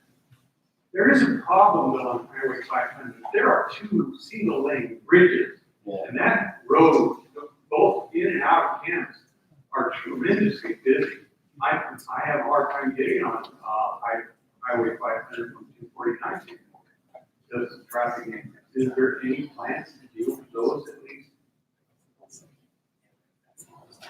Yeah, so the city, I think Robert mentioned it earlier, right? So we know that SR 500 corridor at Ridge Street needs to be improved. And so, like Robert mentioned earlier, the intersection is kind of phase 1, if you want to think of it that way. And in our planning documents, we talk to the rest of the corridor all the way to the north and actually south of the town, in the downtown area as well, and what improvements are needed there. So that's in the works. It's obviously it's a big project. When we talked about the roundabout project, and we did a lot of our open houses and a lot of the outreach. The bridge right here across the lake was a major question. Like, why don't we do that now? And a lot of it's the funding piece. We bite these projects off in phases because it takes a lot of time, it takes a lot of money to get through these projects. And ideally, it would be great to be able to do the whole corridor, but that's just a big fight to chew off, and it gets tough to do all at once. But it's in the planning documents. From a transportation standpoint in general, it's probably a good time to mention too that we're currently updating our transportation system plan. So we take a look at the city, kind of like the comp plan that Sarah and Robert had talked about, where we look at zoning and those types of things. We do that with all of our infrastructure. We look at the roads, we look citywide, and we try and we use the information from the comprehensive plan and the population growth to figure out what types of infrastructure we need and where we need it to serve that growth. So that transportation system plan is currently in the works right now as well. There'll be more information coming up on that. Can I ask a follow-up question to that exactly? Isn't there? Thank you. I think surrounding 500, can you clarify for this room about what the county owns and is responsible for financially, and then what the population number is for the city of Camas to actually take on that burden, because it's pretty significant, correct? Yeah, great question. So SR 500, Everett Street, right, that's actually State Route 500. So the actual right of way is a state highway. And so there are limits that are set by legislation right now that say, a certain population threshold, the city is responsible for essentially things that are outside of the asphalt, and the state is responsible for, essentially curb to curb to the asphalt itself. The limit right now is actually increasing every other year. It's gone up a number of times through the years. I think right now, I'm looking at probably it's 27,500, I think right now. It'll go up to 35,000 over the next few years if the legislature, this last section, incrementally increases that. So it's complicated again, like a lot of things we've talked about tonight, but the state and the city work together to make improvements to the state corridor when those highways are within the city limits. The roundabout, again, if we look at that as an example, that was a city-driven project. We knew that was something that needed to be fixed. The state is partnering with us, not financially. The city's taken that work on completely. The state doesn't participate. It's not a state priority when we think about it from a statewide level. That intersection doesn't rise to that level for the state to kick in the funding from a statewide project. So we have to meet state regulations, but in this instance, because the city felt it was a priority, that's a project that we're moving forward with. Okay, so I'm still seeing hands up here. I'm gonna move it back to, Doug's got the mic here. I'm gonna jump back over to the front, right over in this area and hand it back off. And then we'll come back around over here. So. Yeah. My name is Doug Queen. We've been here since 1997. We raised our children here, and we've graduated quite a bit. We've seen a lot of change. I used to work at Charlotte and was there in 97, so it was shut down 3 years ago. That's a whole other story. I won't go into details on that. But that was very sad. So I enjoyed living in Holly Hills and working in Charlotte. I could bicycle to work or sometimes walk to work. That was wonderful. And I sure appreciated that. But one of the things that I'm in at Ron, I have to go to Portland now to work for home or wherever. But what I would like to see is that, okay, we talk about attracting jobs for businesses. How do we help the businesses that are here? We've got Wafer Tech, we have former Linear, now Channel devices. Channel devices. There's Brugano. What are the status of these? What can we do to not drive them out? Well, part of their problem was property taxes. I mean, not drive our property taxes out, but we not only tax us out of our house, but the businesses. And don't compete with local businesses. That was one of the issues with the pool bubble. The local businesses out of business. But how do we be sensitive to those businesses, preserve what we have, and make it more attractive to bring people here? That's just a general thing to consider. Another thing is, as far as like commercial land, we're right beside Sharp, with the old building it used to be, and that's still sitting there. There's land right next to it that's been for sale forever. Up the side of the high school, I don't know that that could be a business. I mean, UL had bought, that's a beautiful campus. The school district has that. But what about along 38? Not 38, Civic Rim. Sharp, I believe, owns one half of that. I don't know who owns the other half. And lighting has been improved. That would be a great place for other businesses, industrial parks, or retail. It's right off the 192nd and 14th. You could bring a business in there, and you could say it's fast to get to PBS. It's an industrial park, but there's nothing else there. It's already got the roads, it's like a highway. So that would be a place, I think, rather than, going up on North Shore and thinking businesses want to go way up there and all this traffic issues to get in and out of it. Putting along Pacific Rim is natural. I think that would be one of the places that could be. Then there's the 800-block road in town with the mill. I don't know the current status of that, and what plans are for that. But how would we, that's right on 14, it's got all these issues. That's an enormous issue if we can make that productive. Even some sort of industrial, we talk about jobs. You look at this thoughts.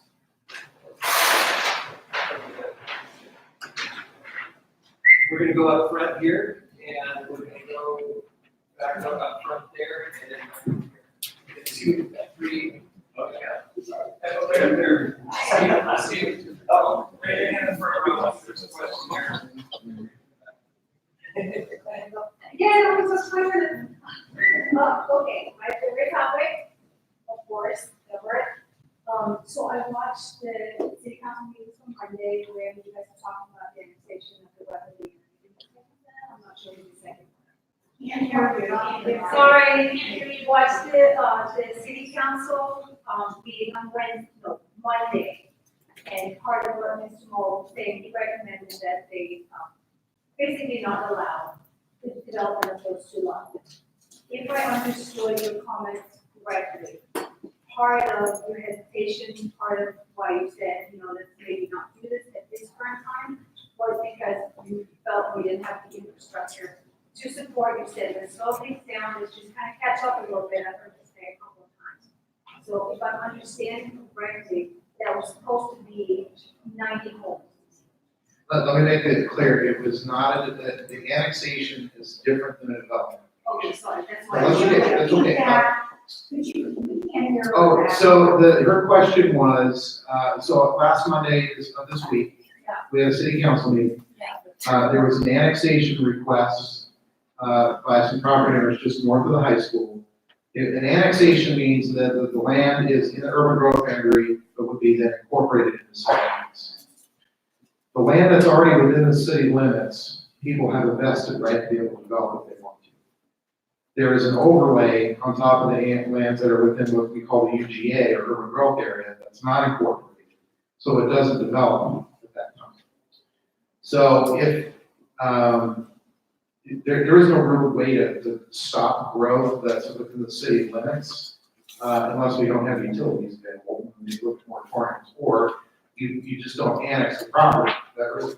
Remember, the comprehensive plan is 20, right? So it's, it can happen incrementally, but what's in the city limits is completely different than what's out. So with Monday's meeting, the recommendation was to not bring it in at this time, but rather invite the property owners to actually participate in the North Shore process, so we can then, because we're in this revisioning phase, right? And we're also having to deal with some of these other transportation issues. It was just simply an estimate that I figured it's 32 acres, it's low density. If there's probably wetlands in there, you take land up for roads and stormwater facilities, things like that, you get kind of a range of lots. So that's all that was, just a ballpark. But yes, we are trying to get a better handle of life on the north side of the lake now that we look at. So if that answers your question. Nope. I got one. So, like I said, to misunderstood the whole thing. Okay, well, let's just say it was 90 homes that, eventually it would be nice to have there.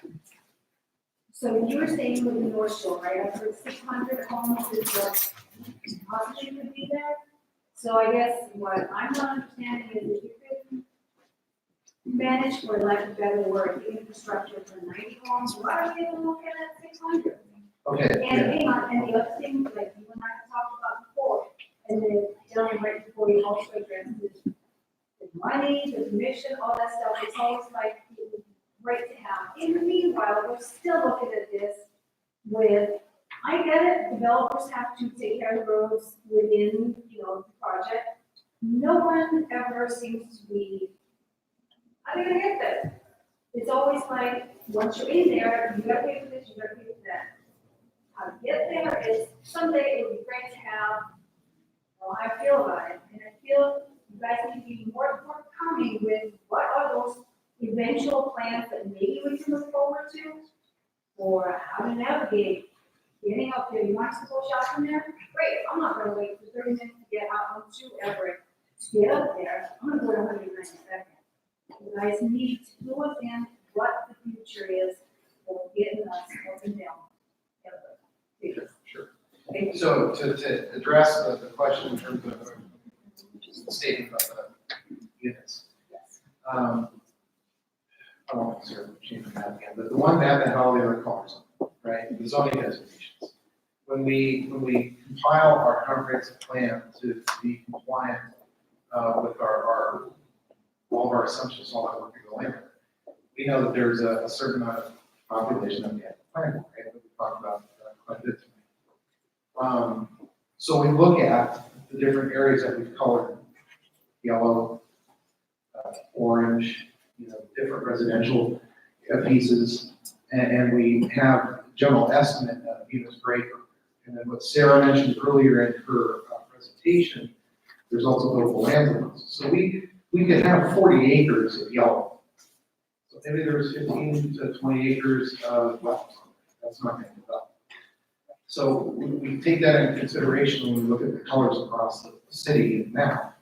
And we know that within the North Shore area, based on the different residential blocks, there's a range of roughly 600 units. But that's now changed because of the legacy land project, right? The city has acquired, and the school district has acquired property that was painted color for residential development. So it's not going to be developed, right? And that gets into that backdrop that we've been talking about, the park-like setting, I think that Ms. Karen was talking about, led that. So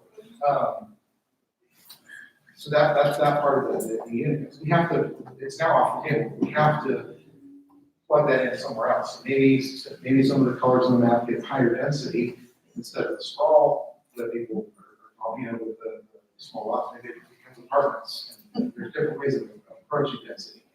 In terms of the infrastructure, Phil touched on this, the level of service. I think Camas has been so used to, myself included for the time we've been here, sort of a level of service of B or C, where it's free flowing. So when we get to a level of service D or something like that, then it's a lot more apparent. But it doesn't necessarily mean there's a failure that we're able to legally extract monies from the developer to put in. That's why we also have our own planning on the capital side to go out and build the infrastructure based on some of the monies we're able to get from impact fees and grants and loans and things like that. There are times where there is traffic. I live off Sierra. I experience it there too. I come in, if I don't time it right to come into work, I'm just stuck in that same traffic. I understand. So we'd be remiss if we weren't planning. We are, but again, what's in the city limits is here to be. So that is something that we're going to have to contend with. Planning or not. I get a. Well, you have.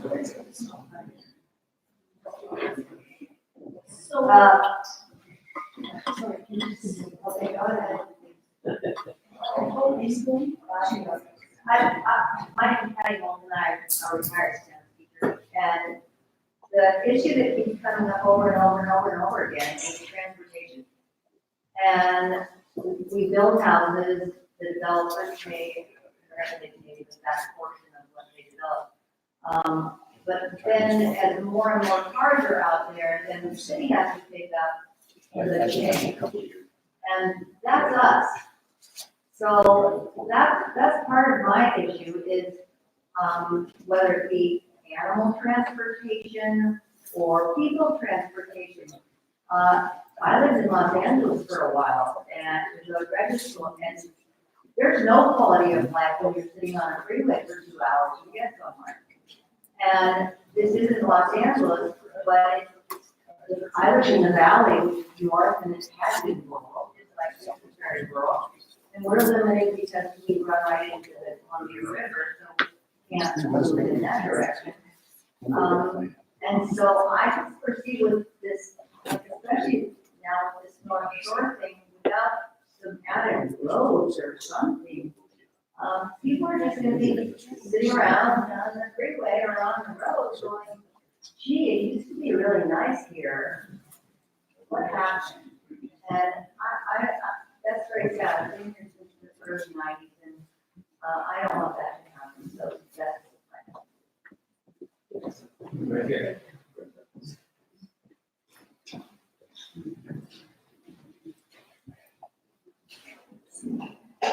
Hi, I'm Alita English. I just wanted to make sure that we thought about the school as we're thinking about the planning. So many of the people that are coming and have been coming are coming because of the schools. Because it's not, there's not a job to come here for, right? So people are coming to the school, and I just want to make sure that as we think about the plans, that we do a good job of making sure that we have uniformly good schools for people to move to. One of the amazing things about moving here is that you don't have to think about which elementary school you're zoned for, or which middle school you're zoned for, because they're all good. And it takes really good planning to make sure that we don't end up with good schools and bad schools, and good parts of town and bad parts of town. So that we're one campus. So I just want to make sure that we really think about what the impact is to our school as we think about the growth. And that means what types of businesses we want to attract, what types of housing we want to put in, and how we want to space all of it throughout the city, so that we can make sure that everyone in campus has a really good experience instead of being some good, some bad. And I also am a little bit worried that if we do anything that hurts the schools, it's going to have a bigger impact on the community than we realize, because the families that are living here, that are working from home and can live in other parts of the greater Portland area or other parts of the country, might not stay any longer if the schools degrade. Because they have other choices in terms of where they want to live, because they're not tied here based on the job. Anyway, I just want to make sure that's just part of the planning process.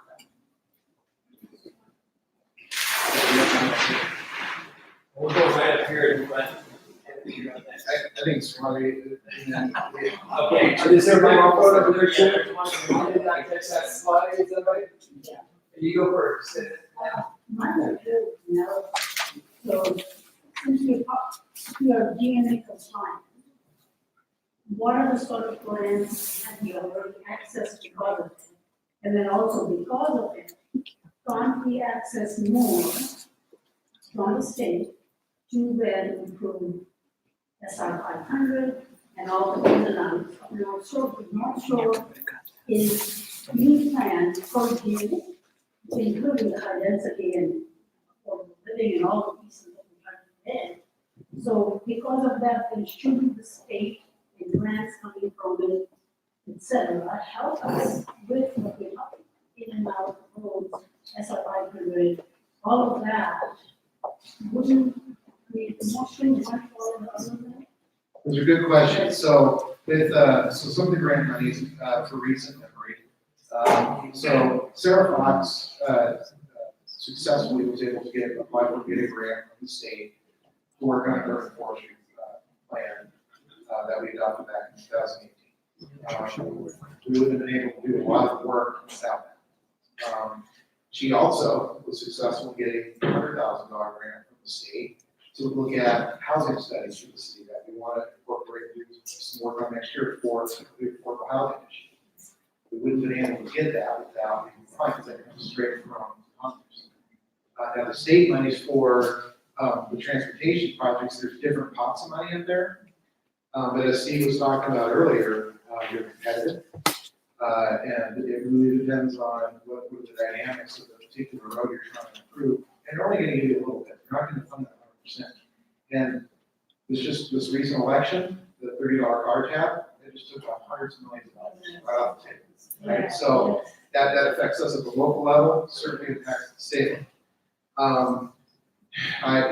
Even though we've had a very good public works department aspect of it, the ability for them to get grants like they have been is phenomenal, but it's tough because it's multiple pots. It's not just one big pot of money. Same for the city budget. We have enterprise funds, we have general obligations, we've got all kinds of different pots of money that we can only use for certain things. And if it's just general fund money, that's highly competitive because that goes to fire, police, roads, administration, planning parks, so it's that the funding piece is very, very important. That's why I keep kind of going back to that. I will say this from an outsider perspective, looking at it before I started working. Camas has been pretty successful and not bashful about putting money into infrastructure. I came from a community that I worked for. They argued over spending $20,000 on people strip streets, right? But here you've got $7 million capital projects connecting us to our neighbor cities so we can have better.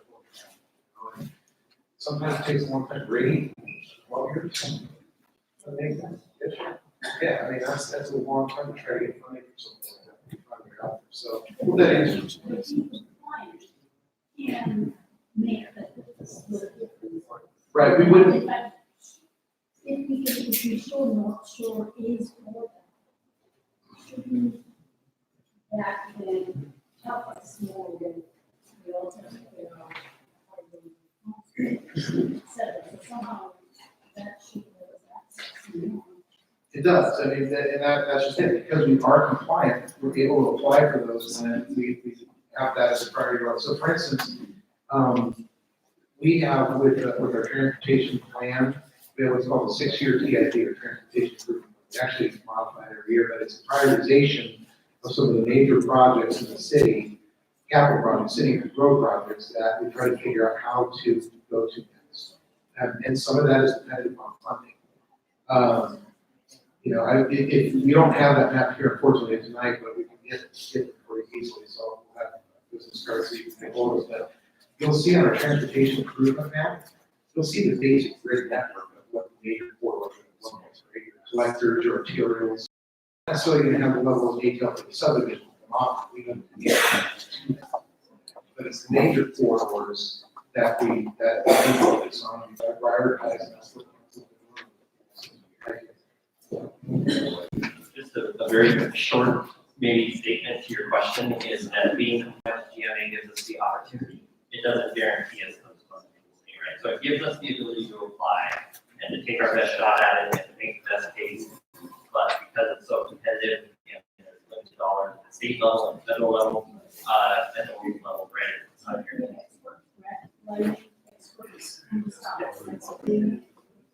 Yeah, Camas has been very successful through the years. I've been here 5.5 years. I'm not going to take credit for it. There's folks over here that have been here 30 years, and we've been very successful as a city in getting those money from the state and government. Billy?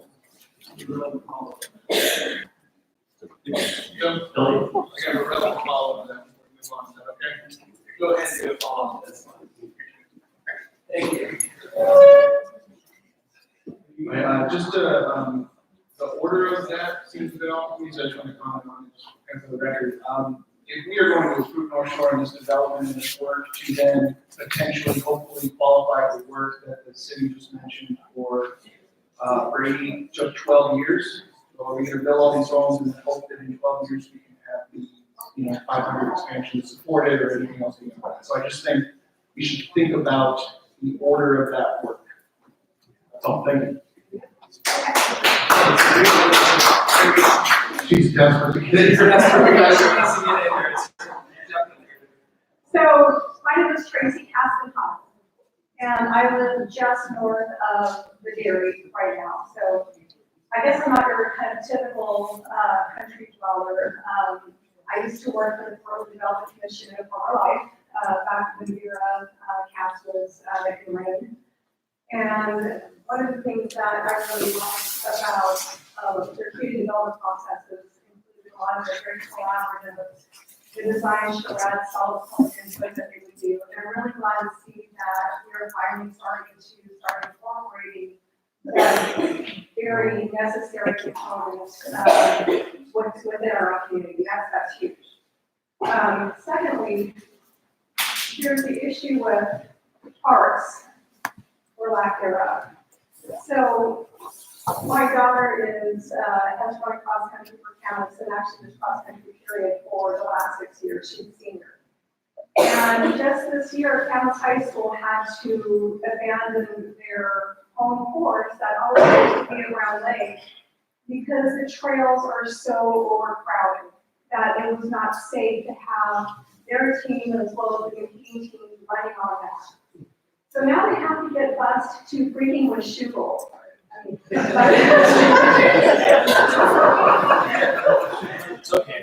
But I mean, to not only to Washougal, but to the industrial district where the guy is. I mean, that they have to go under your run. That's crazy. We have all this space up here that we can use. And actually, we can bring back the slide that has the more close-in breakdowns of them.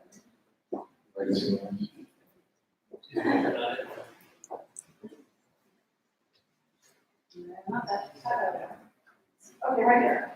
So if you can see, there's this great little spot in between the two city-owned spots there. But if you take that one little area there and turn that into a park as well, that would be a great opportunity to harness, this, thank you.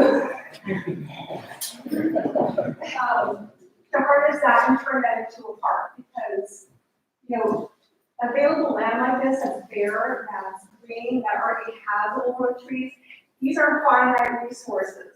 And once they get developed, the ability to turn those back into parks it's not gonna happen. So I think we need to kind of revisit that. And I think also in terms of the mixed use opportunities and the commercial, the industrial, we've already ruined the Green Mountain area. Why not just go ahead and put that up there north of Industrial Highway, north of 28, where there's already, a high volume traffic corridor that can get people to and from those types of services. I think those services benefit north of SR 528. Because there's a lot of land out there that you can move all that. And then maybe just focus, again, parks and multifamily and residential in this immediate area. And I think also the public needs to know about the plans to expand the airport, because that's very hush-hush. No one has reached out, and I live in that area. And our now councilman, or county council person, Gary Majetti, he hasn't claimed that my dear 12-year-old son loves to go parking on airplane rides. It's not like we're at the airport, but even he, for the longest time, didn't know about their proposed expansion of the airport to bring in jets. No, it's not weird. This is a thing. They're planning on doing this, and they want to acquire all the land around the airport to make this happen, which is kind of crazy. Well, oh, okay, maybe just a large person. Anyway, so that's the thing. So, there just needs to be greater transparency in terms of, people have actually lived over there for years. I've been there since 2001. And it was news to us because it was area. So, and apparently he says that, from a lot of the interviews he's done before, that those plans, whether they're truly feasible, have yet to be seen, but anyway, people should know about that stuff. And also the impact on the learning on the school. How are the kids supposed to learn when they have all these places? That's going over, So anyway, we do need to rethink how we're doing that North Shore area closest to the lake. Thank you for having.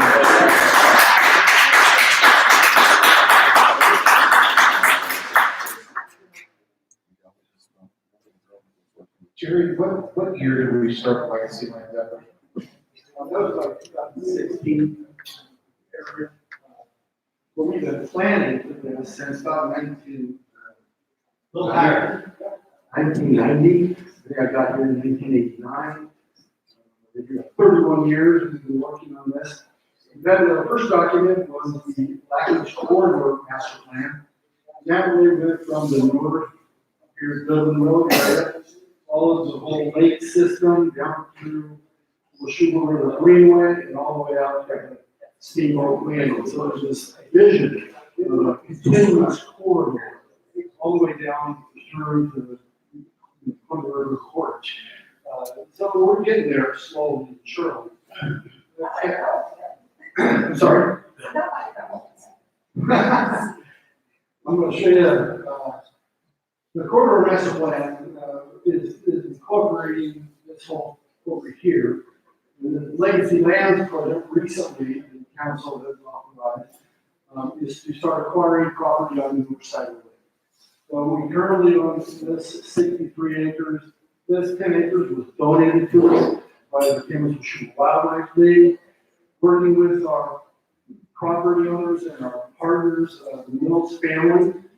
They own all the property right around there. There's 33 acres that we acquired, plus the Ledbetter House, plus another one. And they donated almost $500,000 million worth of property value into that. We are working with this area right now CJN, we made an offer. We're working with this property right here, and that's 54 acres. And I think we're making some good progress. We own this piece right now, it's by the Buma family, and they will work with us. I think there's like 300 on the 250 we bought out. And of course, right next to that is right here, is the Camp Curtis, 250 some odd acres. If you look through this whole corridor and what we're trying to accomplish, it's really trying to save the natural habitat, trying to save the access to the lake, trying to create this trail that goes all the way around the lake and really preserves the history. If you look at the Ledbetter House, it's just one of those, it's just a beautiful thing. We're in the middle right now trying to figure out what we're going to do with it. Sorry, I didn't interpret that.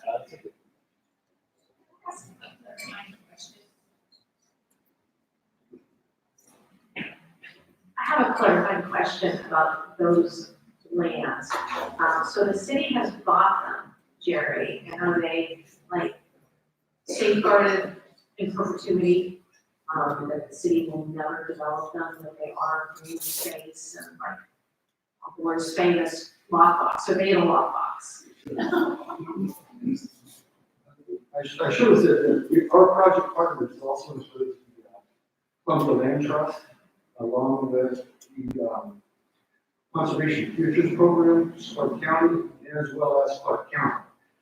We received a grant from the Conservation Futures Program, $2,580,000 to help us purchase property out here.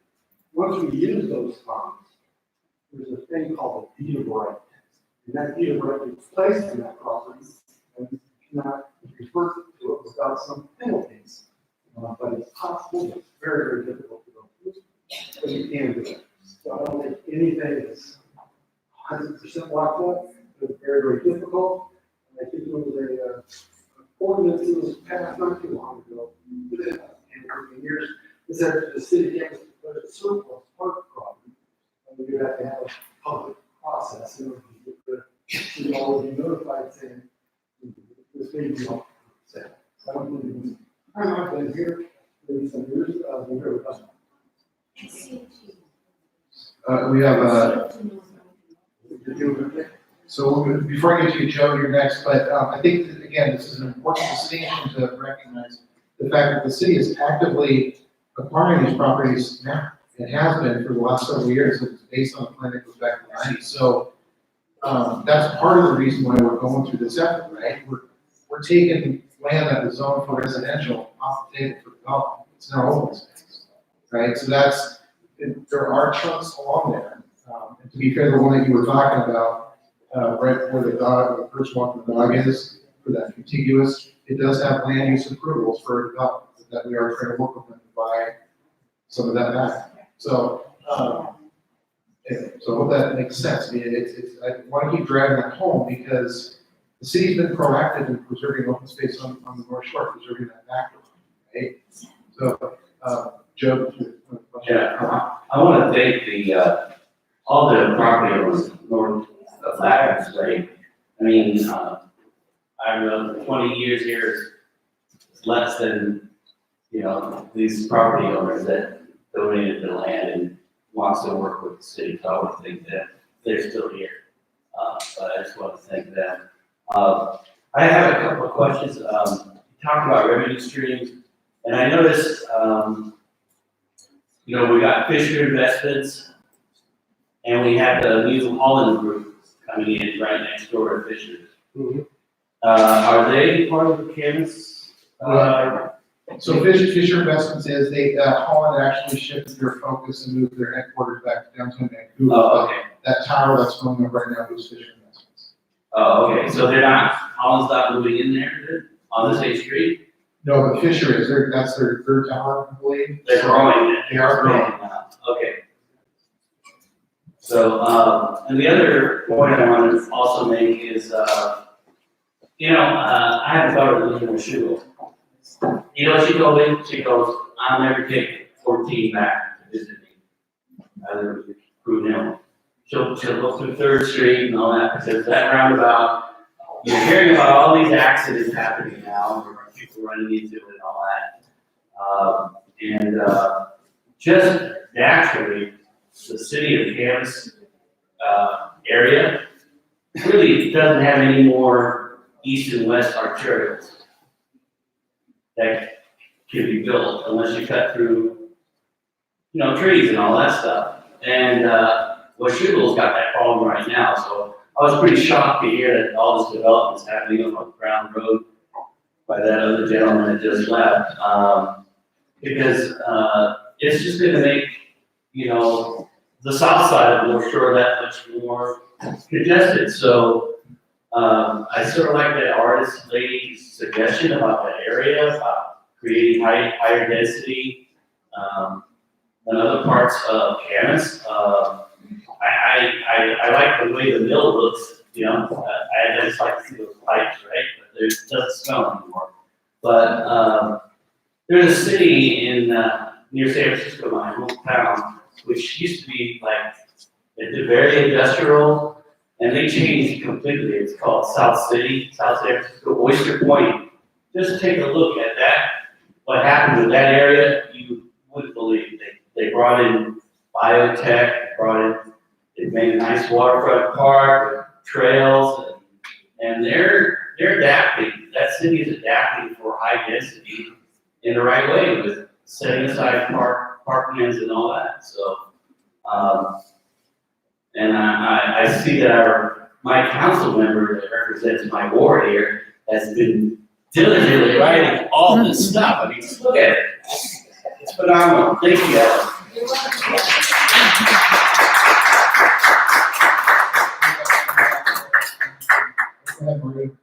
Hi, Phil. My name is Marty Snell. I moved to Camas in 1966 when my parents brought me home from Best Kaiser Hospital in Portland, Oregon. I grew up about a half a mile from here until I was 11 years old. My parents moved into downtown Camas at the time. We lived out on the outskirts of town. My parents moved in 1977, about a block and a half from the Catholic Church. So I've lived in Camas, other than college and years elsewhere, I've lived in Camas all my life. So that's just a little bit of a background. I will encourage the people who are here, you have a lot of passion for this area. And I had the pleasure, the privilege for 10 years of being still City of Camas between about 1995 and 2005. City of Camas has been blessed over the years with great leadership on the council and the mayor, and a wonderful, wonderful staff. So take your energy and your passion and work with the city. Don't go into a master plan exercise with dread. I've been a part of many plan updates in cities and Clark County. And if you take the opportunity to make this an exercise in what your future is going to be, what will this area look like in 20 years? Nothing's going to be built out there in 2 years. It's going to be a 20-year plan. And one point on growth management compliance. I worked for Clark County 12 years. They were in and out of compliance, and has anybody been to the concerts at fairgrounds? No, yeah. Okay. There's no way out on the west side of I-5. They need to build a bridge, and for years, the county was out of compliance and had no access to $10 million of public works cross-country rolling money. So GMA compliance is a very big deal for infrastructure and infrastructure financing.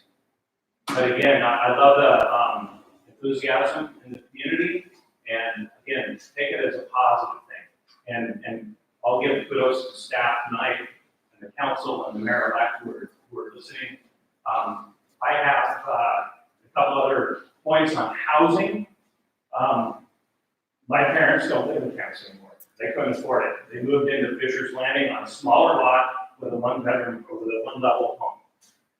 My 20-year-old son will likely not be able to afford this. So when the area in North Shore develops within the next 20 plus years, don't think about the housing you have today.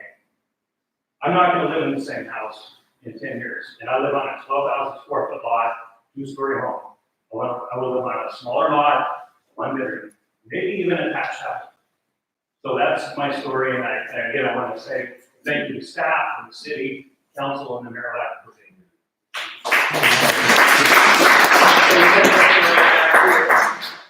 Yeah, actually, no question. I'll start by saying my name. I'm Brown. I've been a lifelong resident for the last 38 years. I've seen big changes my whole life. I do live just outside of the North Shore boundary, on 5 acres, so we love it out there. We love the fact that it's not crazy busy and that's well pleasant. We do love that. I'm not sure what the name is right there, but I think here you say that when you come off of your hill on Sierra, that you run into traffic, you should have accepted that because you bought into a neighborhood. You live on the property, our roads are not built for the traffic that we have currently. I guess I have no major problems, super excited that we're doing this planning and involving the community, but I also would like to say that I have handfuls of neighbors who are unaware of any of this. Mostly because they're elderly and they have no access to internet. It's a huge deal for you guys to be a little bit more transparent, send out mailers. My neighbor got mailers, but I didn't. And that was about an upcoming meeting. So I just think that we should be sending out a mailer or have something assigned maybe in the area, announcing these meetings because they're not aware of this and they're feeling left out. They are not able to plan. They are afraid of what's going to happen to their piece of property and their homes also. So I really think we make sure that we get to know about all public. Facebook is not good for most people to find out their information. Let's say I follow the city because I see these things, but they don't. So otherwise I'm knocking on doors and say, hey, are you gonna go to the meeting? And they have no idea. I'd love to just start following, which I ran across something with the so yeah, transparency and just get the information out there. Not everyone is getting the info. Yeah, I am holding 3 mics.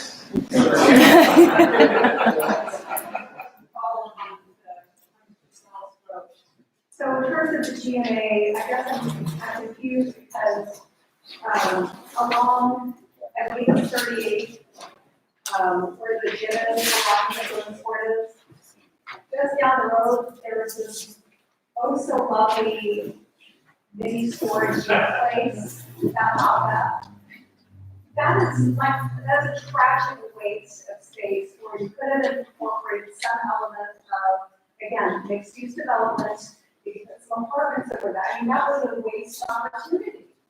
You know, and I'm just getting really tired of having, again, these finite resources that's called bare lands being thrown away for something like mini storage. I mean, it's not going to be pleasing. It doesn't, there's no way for the public to interact. And like, it's not in streets like a cafe where you have people coming and going and interacting. It's a wasted use of space. So it would be really great to see that, you know, while you're thinking of this GMA, that you're making better policies that are going to challenge owners to try to develop or incorporate these types of development so that it's not a waste. I mean, that would be really, maybe could have 3-4 stories or more apartments or whatever, and that would have been a great place to put it. So. So Tracy is about the airport, and I'm really feeling that everyone invests. And obviously not the when you're in gym and everybody's gonna need, there's not one. So you want to grab that before it gets busy? So, to be clear, the port of Camas owns the airport. So what happens is that the port did approach the city about wanting to expand they want us to expand urban growth under the allowing them to come in. We had one meeting with them and we told them what the process entails with the county because it's part of if the growth under expand, it has to happen in concert with our company. I think that meeting was last year, sometime earlier this year. Phil and Sarah were part of that. what we did do on our end, as Sarah talked about, we have an overlay that talks about the different heights and so forth. There's like 3 different zones. Like, we're not allowed to have a school built right in the neighborhood, for instance. But it's also warned property owners or future property owners that if they build something, there may be that influence nearby. It's not only to dictate building height in certain zones, depending where you are, but kind of as a notice that be aware if there's going to be a noise issue. Now, I don't know about the jets, but I can't make the court involve the city on what they want to do. That's important for people to also engage with the court. Our city administrator works with the court director, the red bankers representative, but that's the first time hearing about jets going in there. Is it a possibility? I don't know. I have to find out myself. So I'm informed. But it's not our jurisdictional authority on the port side. If that makes sense. Even though it's basically right next to North Shore. Yeah, I mean, it's like the school district in the sense that the school district, I don't have any say as a city representative of what the school business plans are going to be. I mean, the only thing we could partner with them on our design standards and build with the school, like we work with them on the environmental issues, road construction, utility construction, and things like that. But if the school district was going to go by you, well, the city can't make them not do it, right? Or if they want to try to explore getting some other, it doesn't mean we can't participate. We've been partners with these various neighboring agencies for many years. We started to work through some of those issues, so it kind of brought up a good thing. Yeah, I'll just touch in on that a little bit. It's been a number of years. And I do remember the board having some discussion about expansion, getting federal funding to look at expansion. And they did have a committee that was having discussions on that, looking at that. My understanding, all that got tabled. In other words, it's essentially was frozen and no action went forward. If that was picked up, I am certain, having myself lived in this community for a long time and following those kinds of issues, that I would have been aware of that. That is not to say, I don't know if there's things that the board is having discussions on to bring that back to life. But the runway, isn't that like in process of getting expanded? And that's the discussion. Yeah, so again, it's relevant to the court to be able to answer that, and it's really the courts to be able to answer that question. I'm trying to give my experience, which is my understanding is they were looking at expanding that runway, that stopped, that was frozen, and it's not been advanced in years now, several years. If they're starting to have discussions on bringing that back to life, I'm not aware of that, and I'm not, if I was aware of that, I would certainly let you know, okay. We got, there's a mic here, I'll take the mic. Related to that, to city noise ordinances, protect us from jet sounds and so forth. That's a good question. I don't know, there's a lot of regulations with FAA, and I don't know exactly how that affects. I know that, for instance, PBX, they changed the flight patterns and things like that. Other than we get notices sometimes and things like that, we don't have a lot to say. But it looks like it might have a better example. Which is there are a lot of projects on Mars. And there are neighborhoods adjacent to that airport. That's where Nike, Intel, so loud. So what you're saying is the local jurisdiction doesn't have much to say on that, is your experience understandable. So, and I just don't have the answer to, for that. If that came back up again, it would be something our community would definitely be having discussions on, I can say that. Okay, there was a question over here. My name is Aaron, and my wife and I have a property on East Spoon Hill, and like many of the properties there, we have views of the North Shore, so we're concerned about what goes on there. And I'm wondering how flexible is the current zoning? For example, if you wanted to move some of that commercial and industrial further north or alter things, how much room is there to alter it at this stage? That's a great question. I mean, that's why we're here, right? So, the comprehensive plan designation is what we really need to be focused on right now, because there are, like, for instance, on commercial, we'll have a commercial comprehensive plan designation, but there's 4 different commercial zoning designations that. So, that's why we're here on the North Shore. We know that the city and the school district have bought lands that were zoned for residential and some for commercial. Well, okay. Now we need to figure out where to put those colors on. And maybe what was painted back in 2007 and even a little bit after, it made sense then, but maybe not now, 15 years later, right? So, that's partly what we do with this whole exercise. And the science that's that we were originally going to do tonight. We're going to sit down and kind of go through that exercise. We, in the end, still need to have some balance, but could some of that change and move around a bit? Absolutely. That's what it is. And the answer is, there's a lot of flexibility. And we're gonna decide what we want through a process with your guys' help, what we want, and then we look at how do we have to rebalance that. If there's certain things we have to get with job, housing, those kinds of things. If we make decisions for the North Shore on what that is, then we have to look at strategies for how we're gonna rebalance. But it's all, think of this as a fresh look at that North Shore. That's what I'm encouraging you to stay, participate all the way through. So, And that's good to know. For me, it would make sense to have the commercial and the industrial and density, and things with a high traffic impact to be further north. So that way, if they do expand the 400 or 500, it taps into 205, you just have more flat land in an area there where you could expand more lanes. And that way you're not bottlenecking the bridge and going into downtown Camas. And I don't know, in the further phases, how we really can change that. Yeah, you have the roundabout, but then further south, you still have the lines through the houses and it's 2 lanes and short of major eminent domain. I don't know how you would really fix that.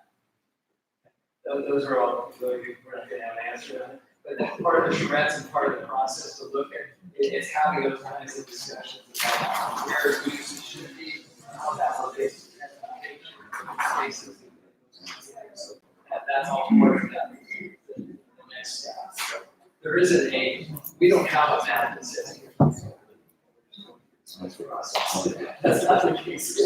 It's a fresh one. Yeah, and as far as the properties owners too, they were promised certain things and got lost. Yeah, so I'll address that a little bit. There's development agreements that are currently out there from way back in 2007.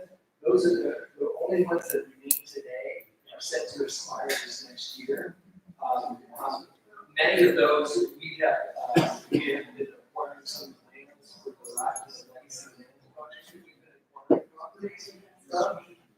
And part of that, they understood that we'll be looking at zoning for this process that we're going through right now. So some of them are here, or were here earlier, and they're very much aware, and they're also going to be a part of the charrettes and the whole process of how things go.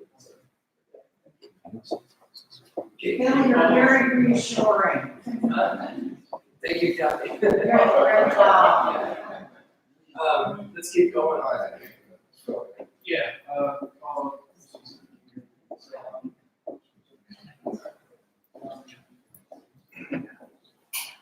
So to the earlier point, when you were talking about Green Mountain, when that was built and you commented on how it kind of becomes a block strategically for expansion from Vancouver especially. Have you explored the idea of this northern expansion, again, kind of strategically following the minimum in like defining of lines essentially in the northern border?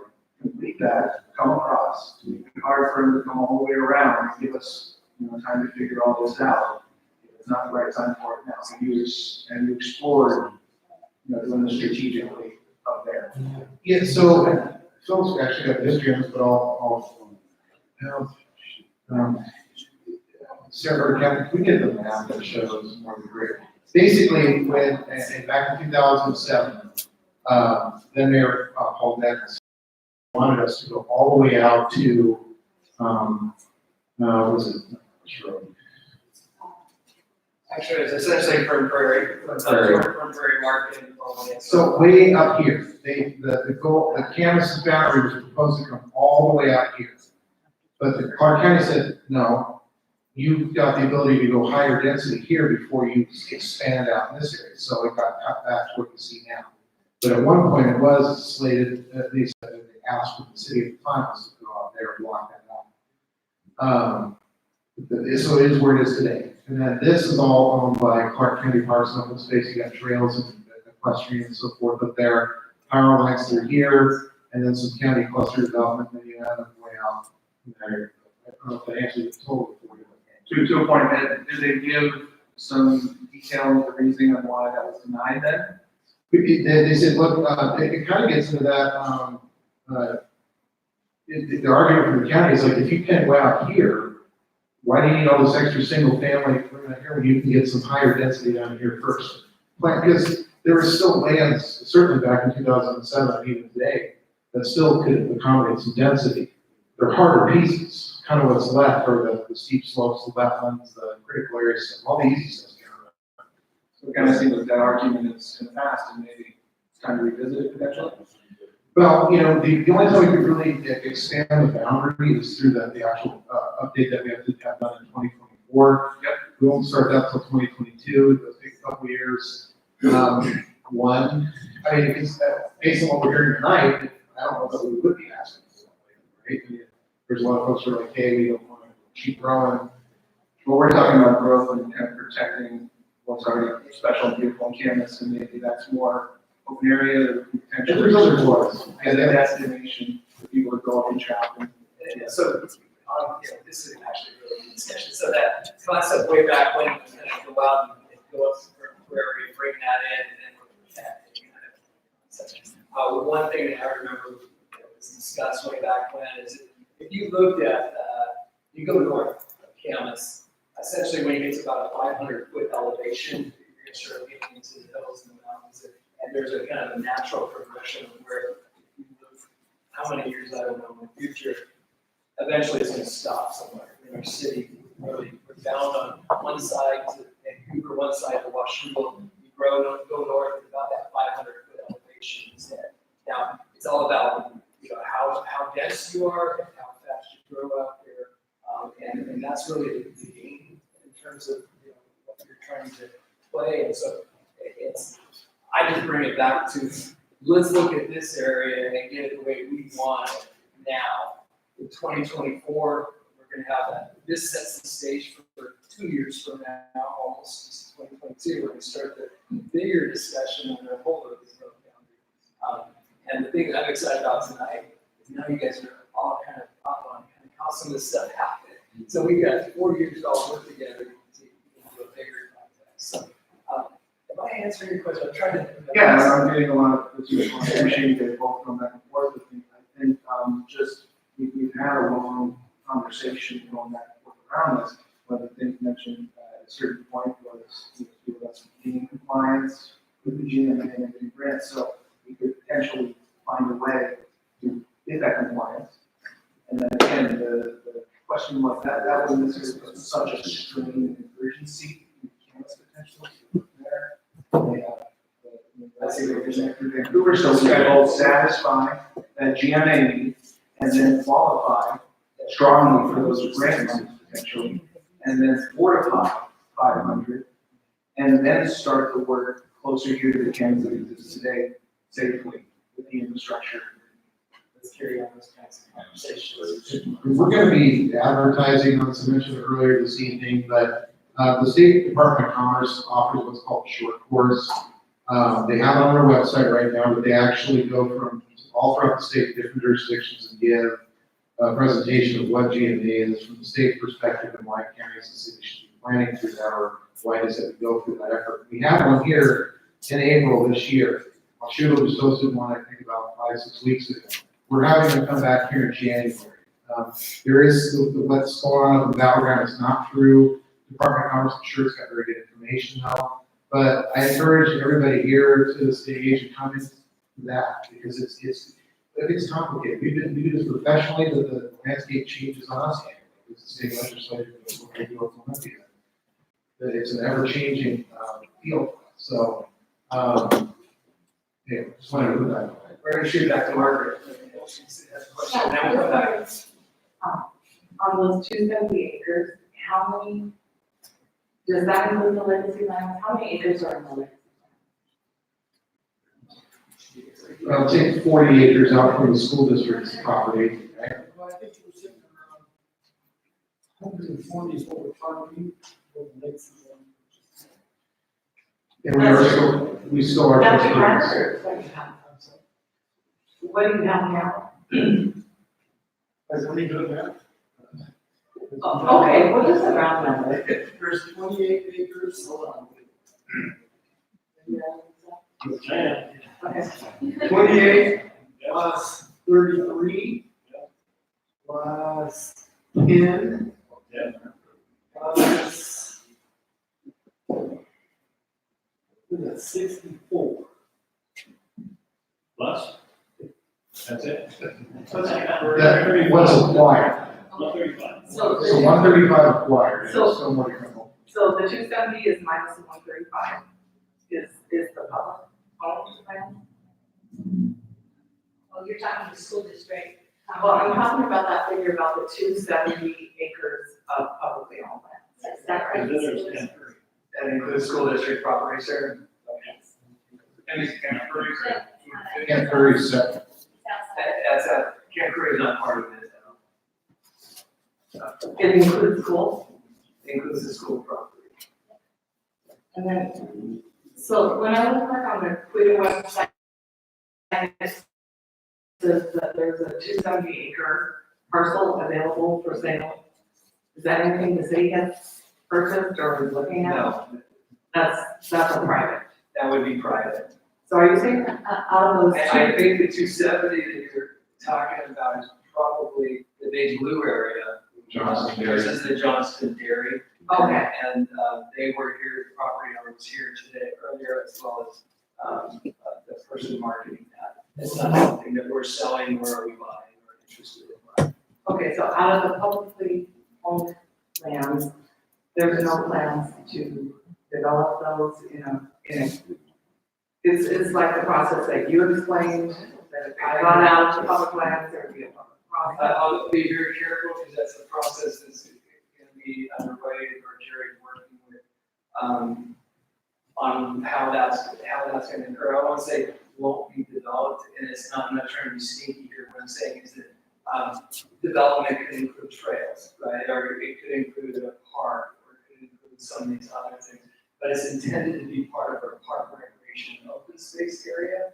I don't know on all of the lands, if we're looking at acquire ultimately what would happen. But the vast majority of it would be park recreation and open space type activities. Is that accurate, Jerry? So at the next meeting, in case there's other people that come for the first time, I might start with the legacy lands presentation. Because that is a big concern of everybody, is protecting the lakes and keeping that area acceptable, trail lines and so forth. I think there's a discussion that we'll have. There's two different projects we've been trying to talk about how we're going to pull these together. The one thing that's really important is that we hear from you and you hear from us, and so this. No, I appreciate that. I think there's more discussion to be had on that subject. We're making notes of that, and so we'll figure out. I mean, I appreciate that, but it seems to come up a lot. It's a big thing that you just done, so if you started with that. Thanks, Margaret. Let's bring it back up, Jenny. So I have a question about privately owned land, like with the what do they have a right to do right now? I mean, because I saw it, like I told you, I saw it on the commercial real estate website, so obviously, it's out there. So Mr. Developer, as we're sitting right now, can buy it and do what with it? That's right, they could buy it, today, and, What they can do with it is all predicated on what the zoning designation. So, somebody brought up the storage facility earlier, when you have in our zoning ordinance, which can be modified, we do, in fact, we modified it to the sense of not allow storage facilities. It has a set list of uses that can go in it. So, if Joe Developer bought the Johnson Dairy property and they wanted to put in a wafer chip fab, if it's an allowed use, they can do that. They have to go through the land development process. That's a whole separate issue than comp plan GMA stuff. It's the actual implementation of that. We have two disciplines of planning basically. We've got the long range, which is what we're doing tonight, and then we've got the current planning, which is what we do day to day when somebody comes in with a subdivision, commercial development, what have you. And it's a lengthy process, and depending on the use and what the table says, it may require public hearing, it may not. But then our municipal code adopts all kinds of standards for dimensions of the properties, setbacks. That's where we are able to legally exact the improvements for water, sewer, small facilities, streets. If we have the tree ordinance that we talked about, that also puts some requirements and regulations on the tree densities now, which we didn't have. Has environmental regulations to deal with wetlands, steep slopes, and critical aquifer recharge areas. And we have to deal with archaeology. We have to deal with tribes and make sure that there are resources, which there's a lot of, that those are addressed. We do public noticing through that. It's a relatively cumbersome, lengthy, expensive process for them to develop a piece of property. But let's say they do jump through all the hoops. Yes. Check off everyone. They could develop. Yes. Yeah, and I'll add to that and just bring it to a really short conclusion on that. Let's say Amazon bought that big blue area, and Amazon would never fit there. If they buy that big blue area and they want to put something there, we know that all the infrastructure is not in place, right? So earlier in the evening, I talked about how the developer has to do their proportional share. In that case, they have a heck of a lot to do, right? And so ultimately, they'd probably be putting in all the infrastructure. That means all your improvements along SR 500 are ever going up to there. All the internal roads within that big blue area to make sure transportation, and they also have to demonstrate how it affects the overall traffic pattern all the way out to SR 14 into other areas. Long haul would be very difficult, and it's not. I was just asking about Joe Developer. The houses. And so the Joe Developer, the smaller one, if they bought a piece out there, the infrastructure's not there. So for them even to do their proportional share, going all the way back out to SR 500 and down, there's still a lot of improvements. So it may not be right yet. When we say right for development, in other words, as development kind of goes, it usually goes in pieces. And so if you're out in the middle of the big blue area, there's not those other pieces to be able to accommodate the traffic and things that they would. Nor would it be, usually whether it's commercial or employment, you're going to want some other things around it, whether it's housing or other things, and there's nothing out there yet. So that's another reason why it's an exciting time to make a plan for that now, because we get a revisionist thing now and get it right, and it hasn't developed in the last 10, 12 years. So.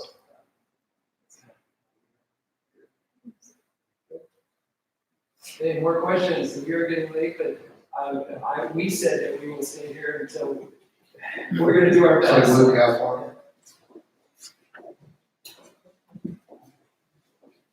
Thanks. I had a question. You mentioned two things that caught my ear. On the blue area, you said that it was available for sale. It was available for sale, but the city wasn't considering purchasing it. Is there any particular reason why not? Is it too expensive, or is it? Couple of reasons. Yeah, it's $22 million, but also it's on our plan for jobs. I think it's important, actually, this is a story that goes back to what in the early 80s. Then Mayor Mann and the council got wind of the mill maybe closing, right? And if the mill closed back then, that was the only game in town, that would have been catastrophic for the city of Camas. So the council decided, let's re-envision our future. And I'm like super hyper condensing, but basically they decided, let's put in some infrastructure in the Grass Valley area and do recruitment to be something bigger when we grow up. Tech industries, and as somebody pointed out, so that's come, it's now some of it's gone, but some of it's still here. We also have some of the investment sector now too, efficient investment. So jobs have always been an important component for the city of Camas. If you allow it to convert to residential, for instance, or you develop it or put it in parks and open space, or what have you, if we don't have the jobs here, if that's something that the city doesn't value anymore, then I guess it's an option, but the value of jobs is always very high. So that's why they did it. Okay, I think you understand that the one thing though is, you have that Grass Valley area right, that is reasonably accessible and is, fairly easy commute for people who live around it, and yet it hasn't attracted, or it has attracted, it's been kind of going in and out. I guess I can't see why somebody would instead, for industrial use, go with the other side of the lake and put something in there instead, as opposed to just go to Grass Valley or anywhere along that corridor, or even somewhere along SR 14, right? So it seems like it's the location of that area, it's not very attractive for, for industrial use. At the same time, the commute time going from either the north side or the south side to the Grass Valley area seems about the same as going into that blue area there. It just, and then going to your point of $22 million, yes, that's a lot of money. At the same time, it's a third of that pool one, or less. And you could potentially make a good argument saying, hey, we want to preserve this, and maybe you don't preserve the whole thing. Maybe you carve it out and say, section of it is for green spaces, section of it is for residential in the future. I don't know. I got you, I heard you. Part of the discussion we're going to is we are revisioning. So all this discussion is part of that revisioning, right?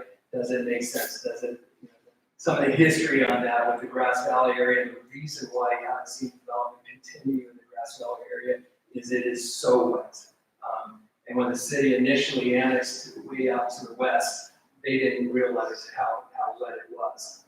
And then additional wetland regulations, increased buffers, and looked at the categories that it made it that much harder to build out there. So there's a lot of limitations on what you will see out in the Grass Valley area. That was part of the reason why that and protecting ourselves for jobs was putting, saying we're going to put a big blue area up there, saying we want to ensure that we have jobs in an economy that helps pay, that helps us be a self-sustaining community. But we're gonna do this deeper dive in the sub-area plan. We're gonna look at it in a detailed way. It's part of why there's a market analysis that's gonna be looking at what are the types of uses. Is it even feasible, right? I mean, would a large employer or somebody even want it out there? That's kind of stuff we're gonna look at. So I just want to make kind of my last point is, I think a lot of the large employers, a lot of the high value employers that we're trying to attract value things that their employees value to attract employees. I think there are several points about Camas schools being really good, Camas recreation and being a good area to live in. That's probably a lot of the things that are attractive, high value employees, employers, because their employees are attracted to there.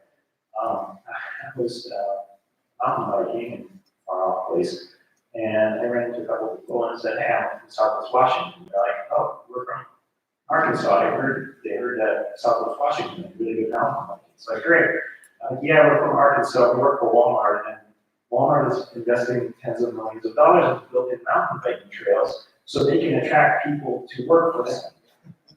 I mean, there is actually value in putting money into recreation, into good schools, and into quality of life, because you will attract those big companies that you're trying to attract. And we have had discussions in the last 2 years with a larger employer, which was very much attracted to this area for exactly those kinds of reasons. The schools, the open spaces, trail systems, and it's the quality of life of their employees. It depends on the different types of employees, models for what they do, but yes. So we'll be looking at that more. More questions? Like Margaret. Is this going to turn into a bomb? That's a good question. I saw somebody posted online today about $250 million bond. That would be a no. The answer is no. The answer is no. I don't own that because stuff is flying and so I ask you. Oh, sir? It's tacos, what's up? Exactly, that's what we're trying to do, just, talk. Tacos. Free flow of conversation. I might just say that this is a meeting. What we have here tonight. Yeah, and it feels very comfortable. Thank you all. This is all we ever had to do. We just all had to get in the room. And we're gonna be in this room, and we're gonna do a lot. I know that I'm activated and totally engaged by it. I know everyone's been here for 3.5 hours. We're still here, but we're still here. And you're still here too. We haven't killed each other, we haven't yelled at each other. And we've had a I feel like I've had a very productive experience here today. So I want to thank all of you for participating in that.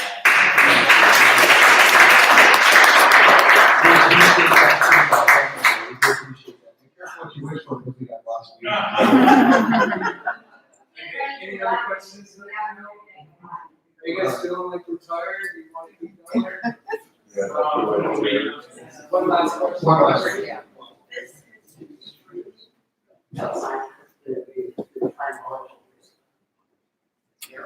Okay, the comment is this has been streaming, the quality is terrible. Yeah. So. Yeah, so sorry. We're trying. Yeah, and this is the first attempt for the city in doing this, and so I want to learn from that. Apologize. Try to do that.